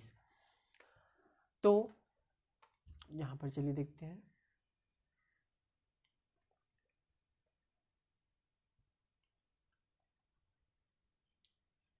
ये क्वेश्चन छूट जा रहा है हमारा, क्वेश्चन नंबर 51। ठीक है, क्वेश्चन नंबर 51 पहले देखते हैं। मध्य प्रांत की विधानसभा में 1913 में नागपुर एवं छत्तीसगढ़ की नगर पालिकाओं के निर्वाचन क्षेत्र में निर्वाचित छत्तीसगढ़ का प्रथम सदस्य निम्नलिखित में से कौन था? ऑप्शन है यहाँ पर शिवदास डागा, ऑप्शन बी शिव प्रसाद, या फिर ऑप्शन सी नथमल मुनिम, या फिर ऑप्शन डी मथुरा दास। ठीक है, तो इसमें जो नथमल मुनिम थे इनको निर्वाचित किया गया था मध्य प्रांत की जो विधानसभा में 1913 में नागपुर और छत्तीसगढ़ की नगर पालिकाओं के निर्वाचन के क्षेत्र में नथमल मुनिम को निर्वाचित किया गया था। तो ऑप्शन सी इस क्वेश्चन का सही आंसर हो जाएगा। उसके बाद अगला क्वेश्चन, ब्रिटिश काल में डॉक्टर राजेंद्र प्रसाद छत्तीसगढ़ में सर्वप्रथम कब आए थे? ऑप्शन है 1921, 28, 30 या फिर 33। तो जो डॉक्टर राजेंद्र प्रसाद थे ये 1921 में छत्तीसगढ़ में आए थे। ठीक है, तो ऑप्शन ए इस क्वेश्चन का सही आंसर हो जाएगा, 1921। उसके बाद अगला क्वेश्चन, क्वेश्चन नंबर 53। निम्न में से किसने भारतीय राष्ट्रीय कांग्रेस के 1907 के सूरत अधिवेशन में छत्तीसगढ़ का प्रतिनिधित्व किया था? ऑप्शन है यहाँ पर सुंदरलाल शर्मा, रविशंकर शुक्ल, ठाकुर प्यारेलाल सिंह, या फिर कुंज बिहारी अग्निहोत्री। ठीक है, तो भारतीय राष्ट्रीय कांग्रेस के जो 1907 के सूरत अधिवेशन थे उसमें छत्तीसगढ़ का प्रतिनिधित्व किसने किया था? ठीक है, ये बताना है। तो उस समय जब 1907 में सूरत में छत्तीसगढ़ का प्रतिनिधित्व भारतीय राष्ट्रीय कांग्रेस में पंडित सुंदरलाल शर्मा ने किया था। ठीक है, तो ऑप्शन ए इस क्वेश्चन का सही आंसर हो जाएगा, पंडित सुंदरलाल शर्मा। उसके बाद अगला question,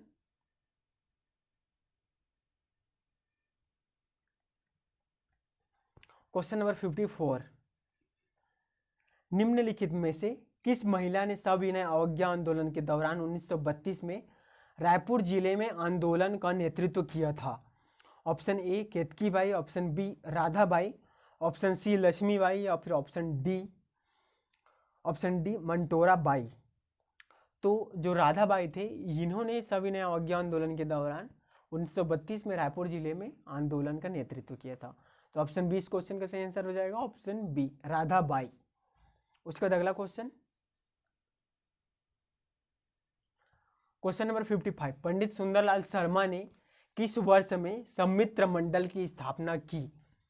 option A 1904, option B 1908, option C 1905, option D 1920।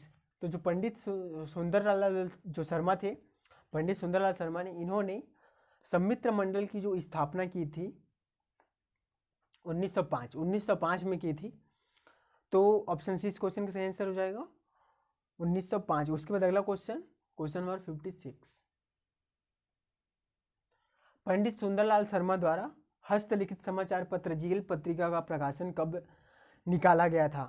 तो जैसे मैंने पहले भी बताया था, इसके पहले वाले क्वेश्चन में 1922 में, ठीक है, 1922 में क्या निकाला था? तो ऑप्शन सी इस क्वेश्चन का सही आंसर हो जाएगा, 1922। उसके बाद अगला क्वेश्चन, क्वेश्चन नंबर 57,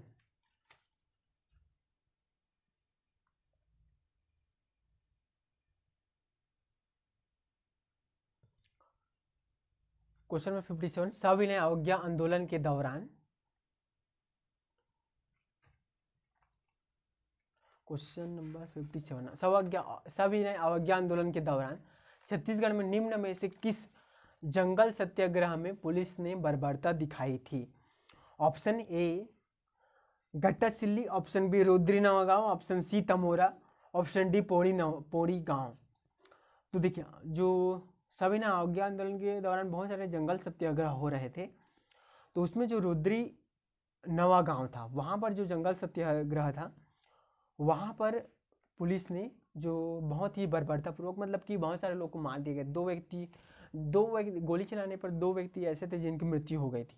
तो इस तरह से जो वहाँ पर मतलब बर्बरता का नज़ारा देखने को मिला था, ठीक है।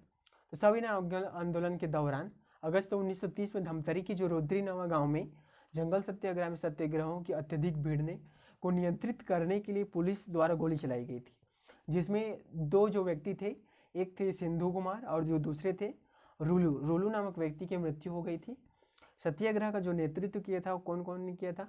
नथू जी जगताप, इसके अलावा नारायण राव मेघावाले, इन दोनों ने किया था। तो ऑप्शन बी क्वेश्चन नंबर 57 का आंसर हो जाएगा। उसके बाद अगला question, question number 58,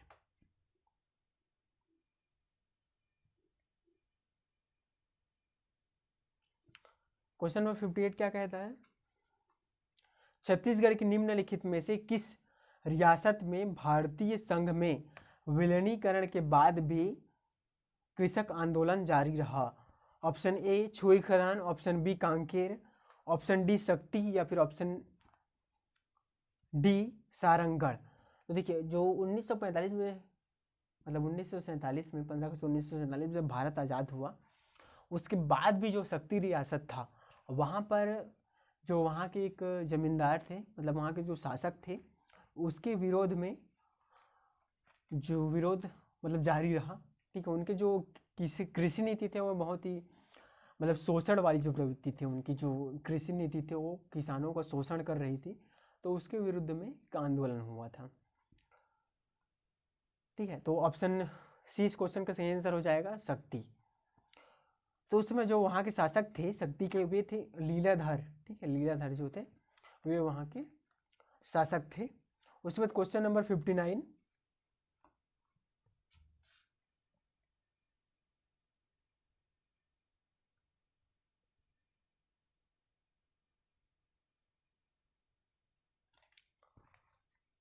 question number 59 क्या कहता है? छत्तीसगढ़ में कंडेल नहर सत्याग्रह का संबंध निम्न में से किस राष्ट्रीय आंदोलन था? ऑप्शन ए असहयोग, ऑप्शन बी सविनय अवज्ञा, ऑप्शन सी भारत छोड़ो, ऑप्शन डी होम रूल। तो जो छत्तीसगढ़ में कंडेल नहर सत्याग्रह हुआ था, ठीक है, बहुत सारे जो जंगल सत्याग्रह हुआ था उनका सभी का संबंध लगभग सविनय अवज्ञा आंदोलन से था, लेकिन जो कंडेल नहर सत्याग्रह है इसका संबंध किससे था? असहयोग आंदोलन से था। तो ऑप्शन ए इस क्वेश्चन का सही आंसर हो जाएगा, असहयोग आंदोलन से था। ठीक है, क्वेश्चन नंबर 60, छत्तीसगढ़ में त्याग मूर्ति की उपाधि किस नेता को प्रदान की गई है? Option A Ravishankar Shukla, option B E Raghavendra Rao, option C barrister Chhedilal, या फिर ऑप्शन डी ठाकुर प्यारे लाल। ठीक है, तो जो त्याग मूर्ति की उपाधि दी गई है ठाकुर प्यारे लाल को, ऑप्शन ए इस क्वेश्चन का सही आंसर हो जाएगा, ठाकुर प्यारे लाल को प्रदान की गई है। उसके बाद क्वेश्चन नंबर 61,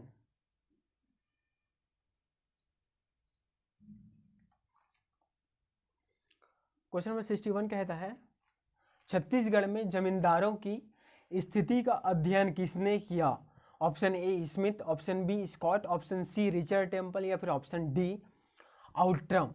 तो छत्तीसगढ़ में जमींदारियों की स्थिति का जो अध्ययन किया था वे किए थे रिचर्ड टेम्पल ने। ठीक है, ऑप्शन सी इस क्वेश्चन का सही आंसर हो जाएगा, रिचर्ड टेम्पल। उसके बाद अगला क्वेश्चन, क्वेश्चन नंबर 62, 1942 के रायपुर डायनामाइट षड्यंत्र में संबंधित हैं मतलब, ठीक है, जय नारायण पांडे, ऑप्शन बी सुधीर मुखर्जी, सी ठाकुर प्यारेलाल सिंह, या फिर डी इनमें से कोई नहीं।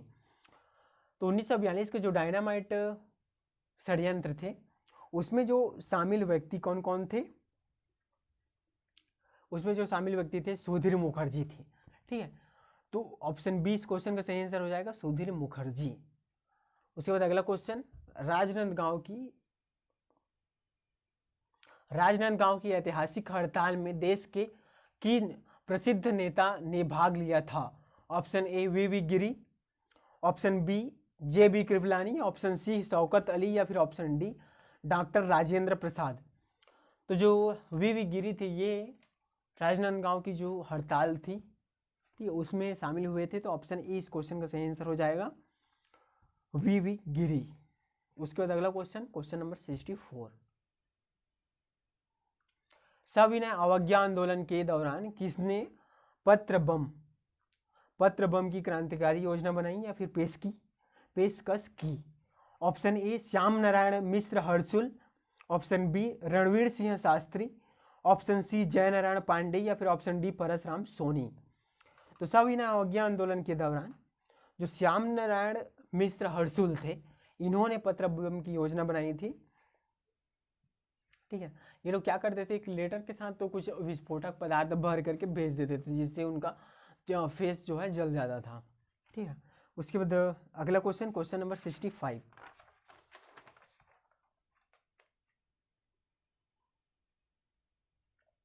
(1937) के मध्य प्रांत बरार के मंत्रिमंडल में ठाकुर प्यारेलाल सिंह किस विभाग के मंत्री थे? ऑप्शन है यहाँ पर वित्त, शिक्षा, लोक निर्माण, या फिर इनमें से कोई नहीं। तो जो ठाकुर प्यारेलाल थे वे शिक्षा मंत्री चुने गए थे। ठीक है, तो ऑप्शन बी इस क्वेश्चन का सही आंसर हो जाएगा, शिक्षा। उसके बाद अगला क्वेश्चन, क्वेश्चन नंबर 66, इस राज्य में ईसाई धर्म प्रचारक फादर लोर किस वर्ष आए थे या किस सन में आए थे? ऑप्शन ए 1902, ऑप्शन बी 1872, ऑप्शन सी 1868, या फिर ऑप्शन डी 1885। तो जो फादर टिलोर थे वे 1868 में आए थे। तो ऑप्शन सी इस क्वेश्चन का सही आंसर हो जाएगा, 1868। उसके बाद अगला question, question number 67,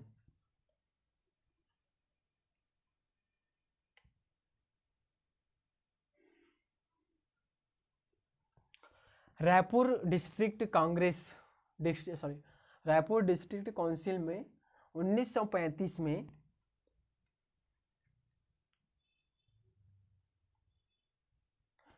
Raipur district council में 1935 में प्रकाशित होने वाली मासिक पत्रिका का नाम क्या था? शिक्षा, उत्थान, विकास, या फिर रायपुर। तो इसका नाम उत्थान था। तो ऑप्शन बी इस क्वेश्चन का सही आंसर हो जाएगा। ठीक है, उत्थान। उसके बाद अगला क्वेश्चन, क्वेश्चन नंबर 68। भारत छोड़ो आंदोलन के दौरान इस राज्य में निम्नलिखित में से किस स्थान पर जिला कचहरी में आग लगाने का प्रयास किया गया? Question number 68। ऑप्शन है यहाँ पर रायपुर, बिलासपुर, धमतरी या फिर दुर्ग। ठीक है, तो जो दुर्ग में भारत छोड़ो आंदोलन के दौरान क्या किया गया था, रघुनंदन सिंगरौल को लेटर बॉक्स उड़ाने, ठीक है, और दुर्ग कचहरी में विस्फोट करने के जुर्म में क्या किया गया था, गिरफ्तार किया गया था। तो ऑप्शन डी इस क्वेश्चन का सही आंसर हो जाएगा। दुर्ग में ऐसा घटना घटित हुआ था और घटना को अंजाम देने वाले कौन थे? रघुनंदन सिंगरौल थे। उसके बाद अगला क्वेश्चन,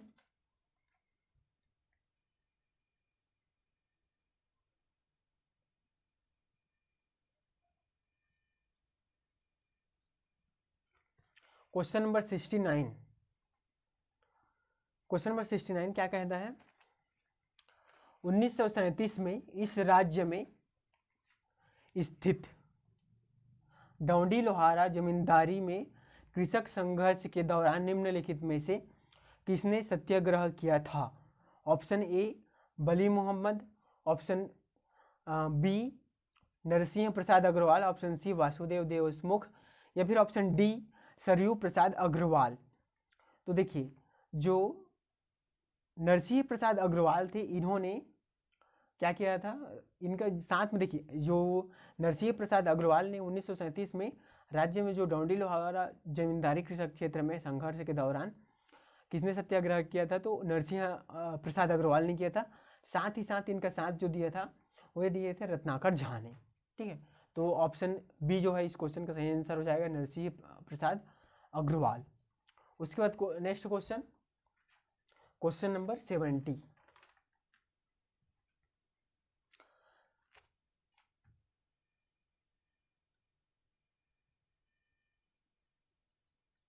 भटगांव जमींदारी का प्रथम जमींदार कौन था?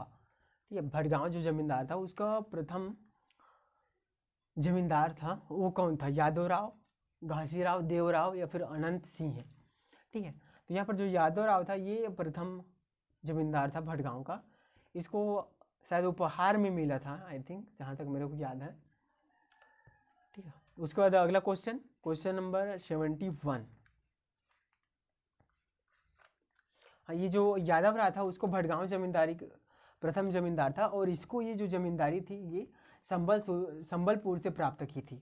यहाँ के जो जमींदार थे वो बिंजवाड़ जाति के थे। ठीक है, तो इनको संबलपुर से ये जो जमींदारी प्राप्त हुई थी और यहाँ के जो जमींदार थे वो बिंजवाड़ जाति के थे। उसके बाद अगला क्वेश्चन,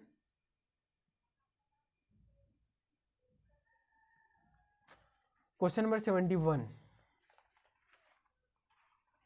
दयावती ने किस स्थान के जंगल सत्याग्रह में हिस्सा लिया था? ये ऑप्शन है यहाँ पर, चलिए पूरा नहीं दिख रहा है, क्वेश्चन को पूरा दिखाते हैं। ऑप्शन है यहाँ पर महासमुंद, उसके बाद धमतरी या फिर गट्टासिल्ली या फिर तमोरा। तो जो दयावती थे, ठीक है, जो दयावती ने किस स्थान के जंगल सत्याग्रह में भाग लिया था? तो इन्होंने तमोरा के जो जंगल सत्याग्रह था वो उसमें भाग ली थी। मतलब देखिए, जो सविनय अवज्ञा आंदोलन चल रहा था उस समय कई जंगल सत्याग्रह हुए थे छत्तीसगढ़ में, तो उसमें से एक था तमोरा जंगल सत्याग्रह जिसमें दयावती ने भाग ली थी। उसके बाद क्वेश्चन नंबर 72।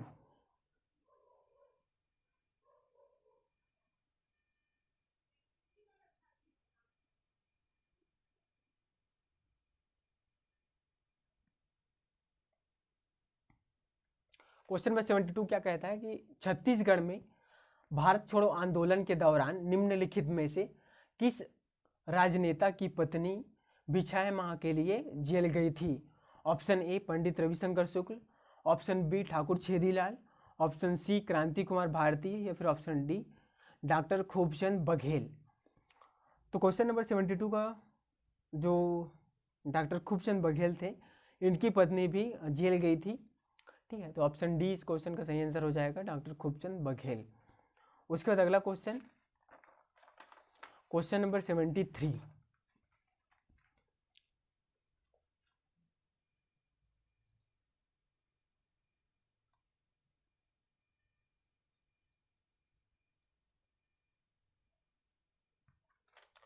क्वेश्चन नंबर 73 क्या कहता है, वर्ष 1825 में विदेशी शासन के आक्रमण के लिए अबुझ मारिया द्वारा इनमें से कौन सा विद्रोह हुआ था? ऑप्शन ए हल्बा विद्रोह, ऑप्शन बी रानी विद्रोह, ऑप्शन सी परलकोट विद्रोह या फिर ऑप्शन डी मौर्य विद्रोह। तो वर्ष 1825 में जो विदेशी शासन के आक्रमण के दौरान परलकोट कौन से विद्रोह हुआ था अबुझमाड़ क्षेत्र में, ये हमें बताना है। ऑप्शन ए क्या कहता है, हल्बा या फिर रानी या फिर हल्बा रानी या फिर परलकोट या फिर मौर्य विद्रोह। तो जो 1825 में जो विद्रोह हुआ था उसको किस नाम से जाना जाता है? परलकोट के नाम से जाना है, परलकोट विद्रोह। तो ऑप्शन सी इस क्वेश्चन का सही आंसर हो जाएगा, परलकोट विद्रोह। उसका बाद अगला क्वेश्चन, क्वेश्चन नंबर 74, कौन सा विद्रोह चालुक्य वंश के पतन के लिए उत्तरदायी था? ऑप्शन है यहाँ पर, option A Tarapur, option B रानी विद्रोह, ऑप्शन सी मौर्य विद्रोह या फिर ऑप्शन डी हल्बा विद्रोह। ठीक है, तो जो चालुक्य वंश की पतन के लिए जो जिम्मेदार था वह था हल्बा विद्रोह। ठीक है, तो ऑप्शन डी इस क्वेश्चन का सही आंसर हो जाएगा, हल्बा विद्रोह। उसके बाद क्वेश्चन नंबर 75, 1818 से 1819 में किसने विद्रोह किया था? Option A Veernarayan Singh, option B Hanuman Singh, option C Surendra Sai या फिर ऑप्शन डी राम राय। तो 1818 से 19 में जो वीरनारायण ही होगा इसका आंसर, वीरनारायण सिंह, हनुमान सिंह या फिर सुरेंद्र साय या फिर राम राय। तो इसमें से जो राम राय थे इन्होंने विद्रोह किया था 1818 से 19 के बीच में। ठीक, तो ऑप्शन डी इस क्वेश्चन का सही आंसर हो जाएगा, राम राय। तो ये क्वेश्चन आप पढ़ सकते हैं।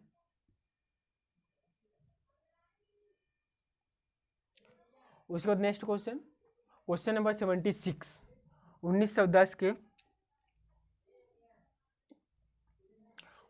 के विद्रोह के समय निम्नलिखित में से कौन बस्तर राज्य का दीवान था? ऑप्शंस यहाँ पर दिए गए हैं, गोपीनाथ या फिर ऑप्शन बी गोकुलनाथ या फिर ऑप्शन सी रंगनाथ या फिर ऑप्शन डी इनमें से कोई नहीं। तो 1910 के जो विद्रोह हुआ था उसमें बस्तर का जो दीवान था वो बैजनाथ पांडा था और इसमें शामिल नहीं है। तो ऑप्शन डी इस क्वेश्चन का सही आंसर हो जाएगा, इनमें से कोई नहीं। इसके बाद क्वेश्चन नंबर 77, ठीक है, क्वेश्चन नंबर 77,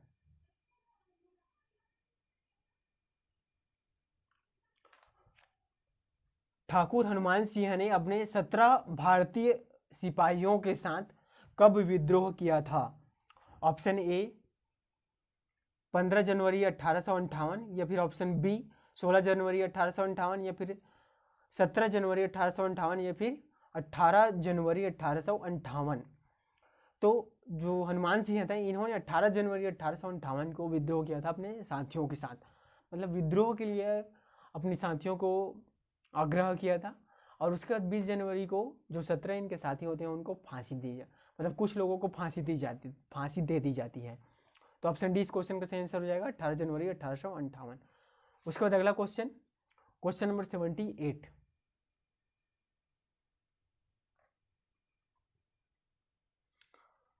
रायपुर के 1858 के सैनिक विद्रोह का अगुवा कौन था? Option A Veernarayan Singh, option B Thakur Singh या फिर ऑप्शन सी गाजी खां या फिर ऑप्शन डी हनुमान सिंह। तो रायपुर में जो 1858 के सैनिक विद्रोह हुआ था उसका जो अगुवा कौन था? तो हनुमान सिंह था, स्वाभाविक है ना, हनुमान सिंह ने इसका अगुवाई किया था। तो ऑप्शन डी इस क्वेश्चन का सही आंसर हो जाएगा। उसके बाद क्वेश्चन नंबर 79,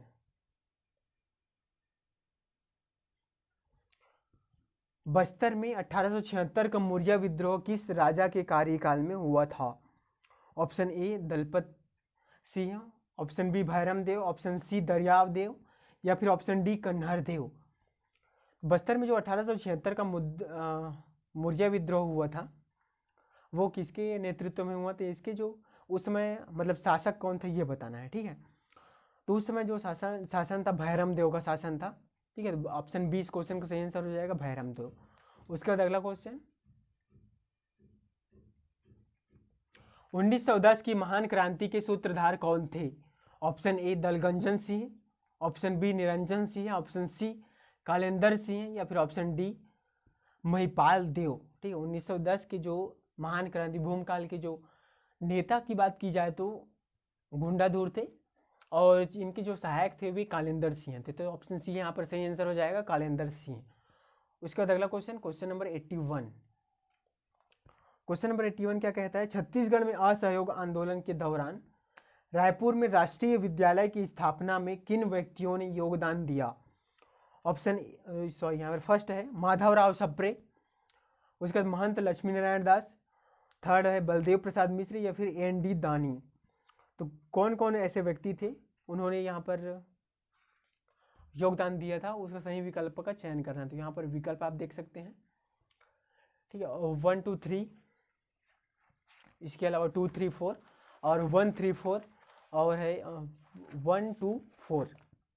ठीक है, तो चलिए हम लोग देखते हैं क्वेश्चन नंबर 81। ठीक है, तो यहाँ पर देखिए जो छत्तीसगढ़ में असहयोग आंदोलन के दौरान माधवराव सप्रे, बलदेव प्रसाद मिश्र और एन डी दाने ये तीनों शामिल थे, लेकिन ये जो महंत लक्ष्मी नारायण था ये शामिल नहीं था असहयोग आंदोलन के दौरान राष्ट्रीय विद्यालय की स्थापना में। ठीक है, तो किसमें 1 3 4 कौन से ऑप्शन में है ये आप देखते, ये देखिए 1 3 4 ऑप्शन सी, ऑप्शन सी में है। तो ऑप्शन सी इस क्वेश्चन का सही आंसर हो जाएगा। उसके बाद अगला क्वेश्चन, क्वेश्चन नंबर 82।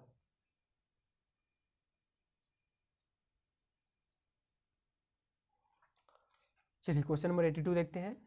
1942 के भारत छोड़ो आंदोलन में गिरफ्तार छत्तीसगढ़ के नेता एवं स्थान में कौन सा सुमेलित नहीं है। ऑप्शन है यहाँ पर, option A Pandit Ravishankar Shukla, option B Dhamtari, ठीक है, और उसके बाद त्रेतानाथ तिवारी रायपुर, रघुनाथ प्रसाद सिंगरौल दुर्ग, उसके बाद अमर सिंह सहगल बिलासपुर। तो इसमें से कौन सा है जो कि सुमेलित नहीं है ये हमें बताना है। तो देखिए जो पंडित रविशंकर शुक्ल थे भारत छोड़ो आंदोलन के दौरान, ये पंडित रविशंकर जो शुक्ल थे वे मलकापुर से गिरफ्तार हुए थे, जबकि यहाँ पर धमतरी दिया है। तो ऑप्शन ए इसका सही आंसर हो जाएगा, ऑप्शन ए सुमेलित नहीं है। उसके बाद अगला question, question number 83।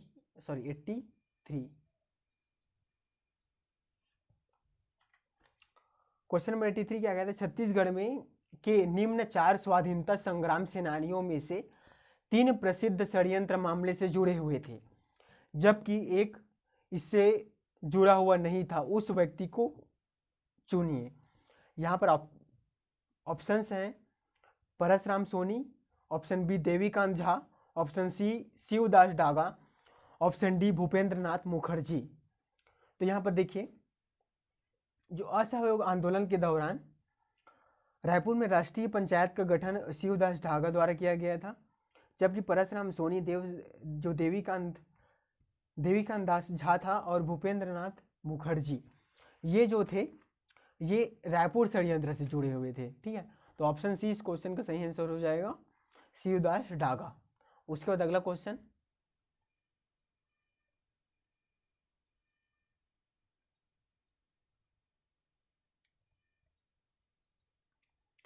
Question number 84। दुर्ग दांडी का प्रसिद्ध किसान आंदोलन का नेतृत्व किसने किया था। ई राघवेंद्र राव या फिर पंडित रविशंकर शुक्ल या फिर घनश्याम सिंह गुप्त या फिर नरसिंह प्रसाद अग्रवाल। तो जो दुर्ग दांडी का प्रसिद्ध जो किसान आंदोलन था उसका नेतृत्व जो किया था डौंडी लोहारा किसान आंदोलन के नेतृत्व नरसिंह प्रसाद अग्रवाल ने किया था। इसके अलावा इसके साथ जो शामिल थे सरयू प्रसाद अग्रवाल और रत्नाकर झा शामिल थे। ठीक है, तो ऑप्शन डी इस क्वेश्चन का सही आंसर हो जाएगा, नरसिंह प्रसाद अग्रवाल। उसके बाद अगला क्वेश्चन, क्वेश्चन नंबर 85।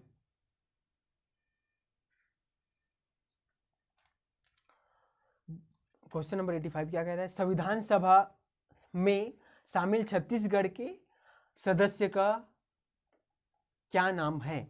ऑप्शन है यहाँ पर Dwarika Prasad Mishra, option B Madhavrao Sapre, option C Ram Prasad Potai, option D Ramdayal Tiwari.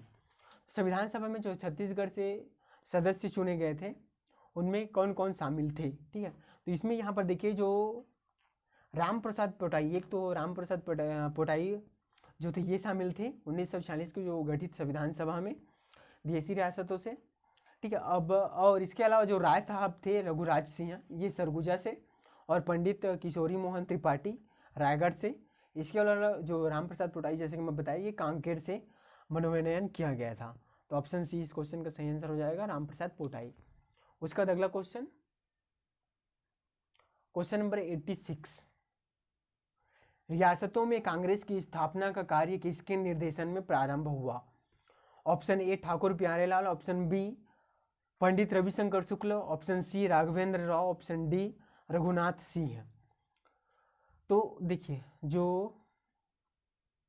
यहाँ पर ये पूछा जा रहा है कि किसके कांग्रेस की स्थापना का कार्य किसके निर्देशन में प्रारंभ हुआ। ठीक है, तो ठाकुर प्यारेलाल, पंडित रविशंकर शुक्ल, या फिर राघवेंद्र राव, या फिर घनश्याम सिंह गुप्त। जो ठाकुर प्यारेलाल थे इनके नेतृत्व में कांग्रेस की स्थापना का कार्य शुरू हुआ था। ठीक है, छत्तीसगढ़ में। तो ऑप्शन ए इस क्वेश्चन का सही आंसर हो जाएगा। उसके बाद अगला question, question number 87,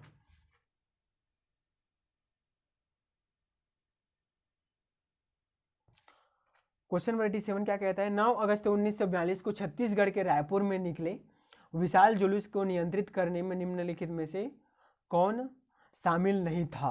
option A Jainarayan Pandey, option B Vaman Rao Lakhe, option C Ranveer Singh Shastri, या फिर ऑप्शन डी कमल नारायण मिश्र। ठीक है, तो इसमें देखिए इसमें जो शामिल व्यक्ति थे जयनारायण पांडे थे, रणवीर सिंह शास्त्री थे और कमल नारायण मिश्र थे। ठीक है, लेकिन जो वामन राव लाखे शामिल नहीं थे। तो ऑप्शन बी इस क्वेश्चन का सही आंसर हो जाएगा, वामन राव लाखे। उसके बाद अगला क्वेश्चन, क्वेश्चन नंबर 88, मध्य प्रांत की विधानसभा में 1924 से 1926 तक छत्तीसगढ़ से निर्वाचित स्वराज दल के सदस्य निम्नलिखित में से कौन था या थे। Option A E Raghavendra Rao, option B Ravishankar Shukla, option C Ghanshyam Singh Gupta, या फिर ऑप्शन डी उपरोक्त सभी। तो 1923 में जो प्रांतीय व्यवस्थापिका के चुनाव में छत्तीसगढ़ क्षेत्र से स्वराज दल से चुनकर आने वाले जो सदस्य थे उसमें पंडित रविशंकर शुक्ल थे, बैरिस्टर छेदीलाल थे, इसके अलावा ई राघवेंद्र राव थे और घनश्याम सिंह गुप्त थे। तो ऑप्शन डी इस क्वेश्चन का सही आंसर हो जाएगा, उपरोक्त सभी। उसके बाद अगला question, question number 89,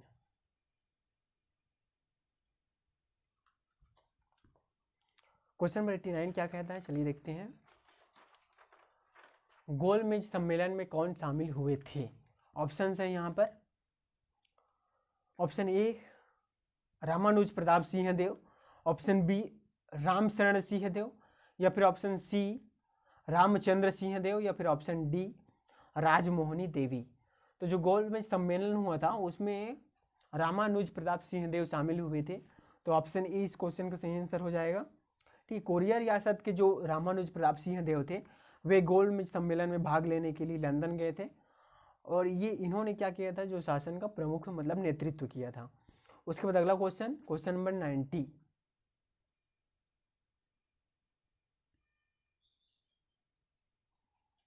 question number 90 क्या कहता है, विख्यात सोनाकांत जमींदारी स्थित थी। ऑप्शन ए बलौदा बाजार तहसील में, या फिर ऑप्शन बी बागबाहरा तहसील में, या फिर ऑप्शन सी बिलाईगढ़ तहसील में, या फिर ऑप्शन डी इंदिरा नवागढ़ तहसील में। तो जो सोना खान जमींदारी थी ये कहाँ प्रख्यात, जो सोना खान जमींदारी थी वर्तमान जो बागबाहरा क्षेत्र है वहाँ उस तहसील में, मतलब वर्तमान का जो बागबाहरा क्षेत्र है वहाँ पर शामिल थी। ठीक है, तो ऑप्शन बी इस क्वेश्चन का सही आंसर हो जाएगा, बागबाहरा तहसील। उसके बाद अगला क्वेश्चन, क्वेश्चन नंबर 91,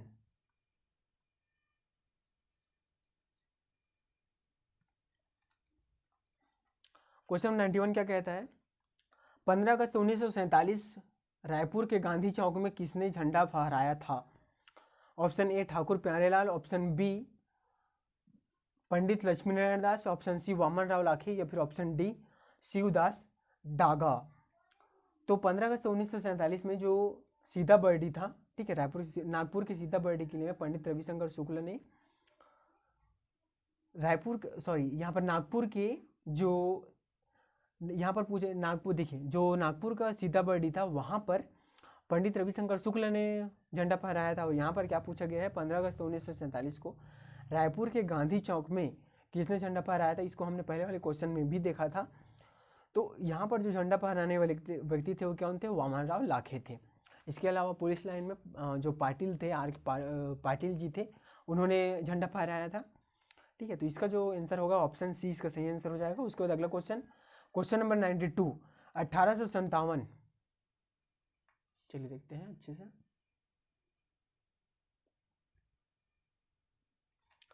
1857 की क्रांति के समय रायपुर के डिप्टी कमिश्नर कौन थे।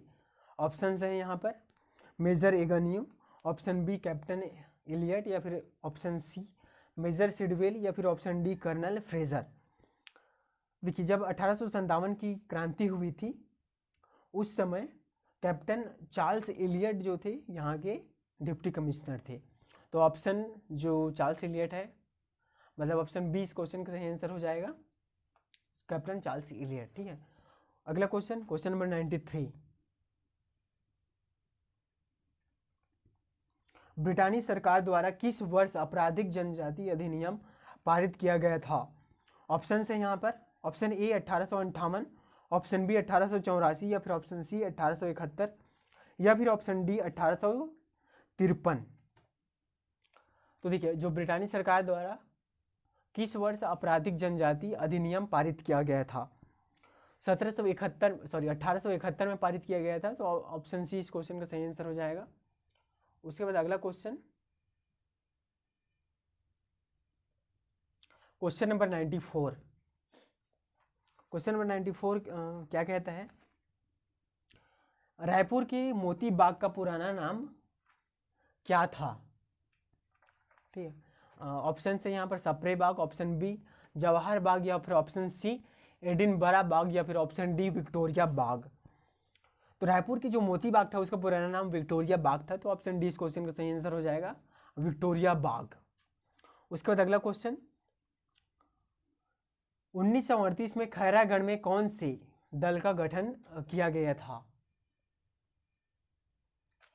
ऑप्शन है यहाँ पर प्रखर प्रहरी, ऑप्शन बी सेवा दल, ऑप्शन सी जागृत दल, या फिर ऑप्शन डी चैनी मैनी दल। तो देखिए जो खैरागढ़ में 1938 में सेवा दल का गठन किया गया था। सेवा दल का गठन इसलिए किया गया था ताकि जो राष्ट्रीय आंदोलन के लिए लोगों को मतलब प्रोत्साहित किया जा सके, ठीक है, इसके लिए शिक्षित किया जा सके, इसके लिए किया गया था। तो ऑप्शन बी इस क्वेश्चन का सही आंसर हो जाएगा, सेवा दल। उसके बाद अगला question, question number 96, Madhya Pradesh के प्रथम मुख्यमंत्री के रूप में पंडित रविशंकर शुक्ल ने कार्य किया। ठीक, कब से कब तक कार्य किया ये बताना है, 1947 से 56, या फिर 1958 से 1900, सर ये थोड़ा रॉन्ग हो गया, ऑप्शन बी, ऑप्शन सी 1951 से 1956, या फिर ऑप्शन डी 1952 से 1958। तो इन्होंने जो ये थे मुख्यमंत्री थे पंडित रविशंकर शुक्ल, इन्होंने 1947 से 1956 तक कार्य किया था। तो ऑप्शन ए इस क्वेश्चन का सही आंसर हो जाएगा, 1947 से 1956। उसके बाद अगला क्वेश्चन,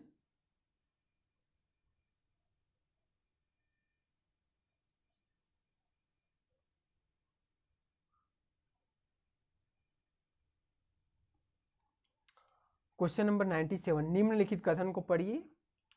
ठीक है, कथन पहला क्या कहता है, 9 अगस्त 1942 को रायपुर में कांग्रेस जनों ने जुलूस निकाला जिसमें अंग्रेजों भारत छोड़ो के नारे लगाए गए।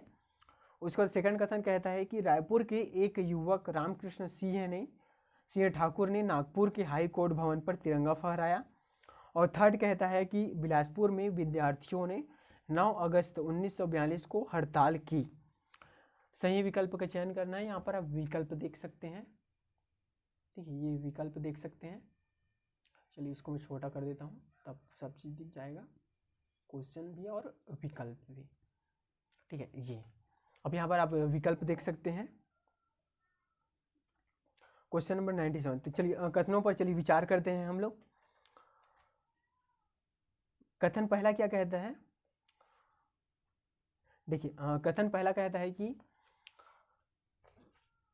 9 अगस्त 1942 को रायपुर में कांग्रेस जनों ने जुलूस निकाला जिसमें अंग्रेजों भारत छोड़ो के नारे लगाए गए। ठीक है, तो यहाँ पर जो फर्स्ट है वो सही है। ठीक है, उसके बाद सेकंड जो कथन है वो क्या कहता है कि रायपुर के एक युवक रामकृष्ण सिंह ठाकुर ने नागपुर के हाई कोर्ट भवन पर तिरंगा फहराया, ये भी सही है।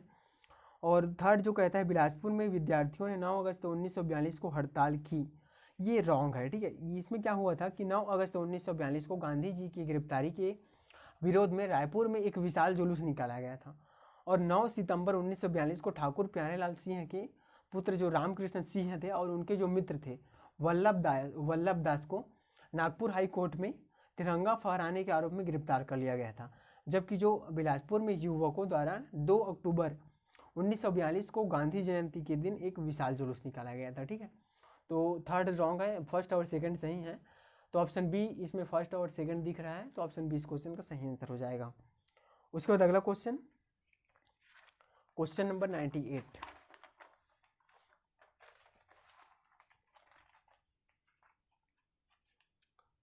सूची 1 को सूची 2 से सम्मिलित करना है। ठीक है, सूची चलिए देखते हैं।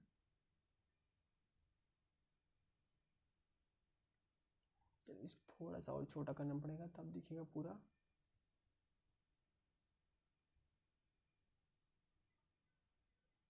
ये यहाँ पर क्वेश्चन देख सकते हैं आप। चलिए, सूची 1 में क्या दिया है, ब्रिटिश काल में छत्तीसगढ़ में विकास के चरण, और सूची 2 में वर्ष दिया गया है।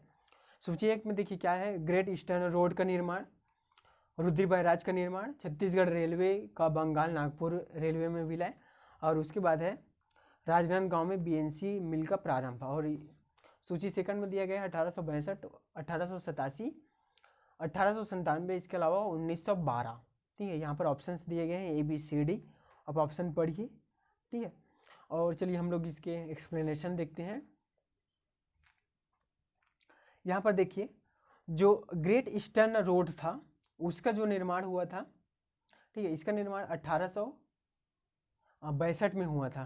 ठीक है, 1862 में हुआ था। और जो रुद्री बैराज है इसका निर्माण हुआ था 1912 में। और छत्तीसगढ़ रेलवे बंगाल नागपुर का जो विलय हुआ था, ठीक है, वो हुआ था 1887 में। और जो राजनांदगांव में बीएनसी जो मिल था उसका जो प्रारंभ हुआ था वो कब हुआ था, 1897 में हुआ था। इस तरह से हम देखते हैं कि ऑप्शन ए इस क्वेश्चन का सही आंसर हो जाएगा। ठीक है, उसके बाद अगला क्वेश्चन,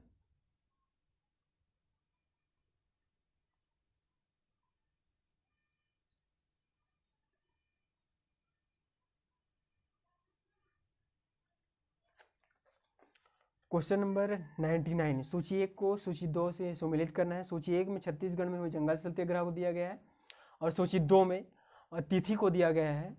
ठीक है, सूची एक में देखिए रुद्री नवागांव, मोहबना, तमोरा और गट्टा सिल्ली। इसके अलावा जो सूची 2 में है उसमें जून 1930, जुलाई 1930 और अगस्त 1930 और सितंबर 1930 दिया गया है। ठीक है, तो चलिए देखते हैं। यहाँ पर देखिए जो फर्स्ट है रुद्री नवागांव, तो रुद्री नवागांव का जो जंगल सत्याग्रह हुआ था वो कब हुआ था, अगस्त 1930 में हुआ था। ठीक है, इसके अलावा जो मोहबना का हुआ था, ठीक है, मोहबना ये कब हुआ था, जुलाई 1930 को हुआ था। और जो तमोरा था वो हुआ था सितंबर 1930 को। और जो गट्टा सिल्ली था वो कब हुआ था, वो हुआ था जून 1930 को। इस तरह से ऑप्शन सी इस क्वेश्चन का सही आंसर हो जाएगा। ठीक है, उसके बाद अगला क्वेश्चन, अगला और लास्ट क्वेश्चन फाइनल है ये। स्वतंत्रता संघर्ष के दौरान राष्ट्रीय विद्यालयों की स्थापना किसने की थी? Option A Thakur Pyarelal, option B doctor Baldev Prasad Mishra, option C Thakur Pannalal Singh, option D उपरोक्त सभी। तो स्वतंत्रता संघर्ष के दौरान जो राष्ट्रीय विद्यालयों की स्थापना में सभी इनमें से जितने भी दिए हैं, ठाकुर प्यारेलाल, डॉक्टर बलदेव प्रसाद मिश्र, ठाकुर पन्नालाल सिंह, ये सभी शामिल थे। ठीक है, इसके अलावा पदुमलाल पूनालाल बख्शी जी भी शामिल थे इसमें। तो ऑप्शन डी इस क्वेश्चन का सही आंसर हो जाएगा, उपरोक्त सभी। आप इस टेस्ट को देखिए PDF डाउनलोड करके भी दे सकते हैं। उसके बाद यहाँ पर आंसर एक्सप्लेनेशन करने के बाद इस आंसर से मैच करिए और मार्क्स कैलकुलेट करके जैसे कि पहले वीडियो में बताया था वैसे कीजिए। ठीक है, इसको आप कभी भी उस जो स्टेटस देखने वाला लिंक है वहाँ पर कभी भी जा कर के आप देख सकते हैं। एक बार वोट दे मतलब एक बार अपने मार्क्स चूज़ कर लिए हैं उसके बाद भी आप दोबारा जा कर के वहाँ पर अपने स्टेटस देख सकते हैं, कभी भी देख सकते हैं और कभी भी इस टेस्ट को दे सकते हैं और वहाँ पर मार्क्स चूज़ कर सकते हैं, हमेशा ही दिखाई देगा। ठीक है, थैंक यू वेरी मच।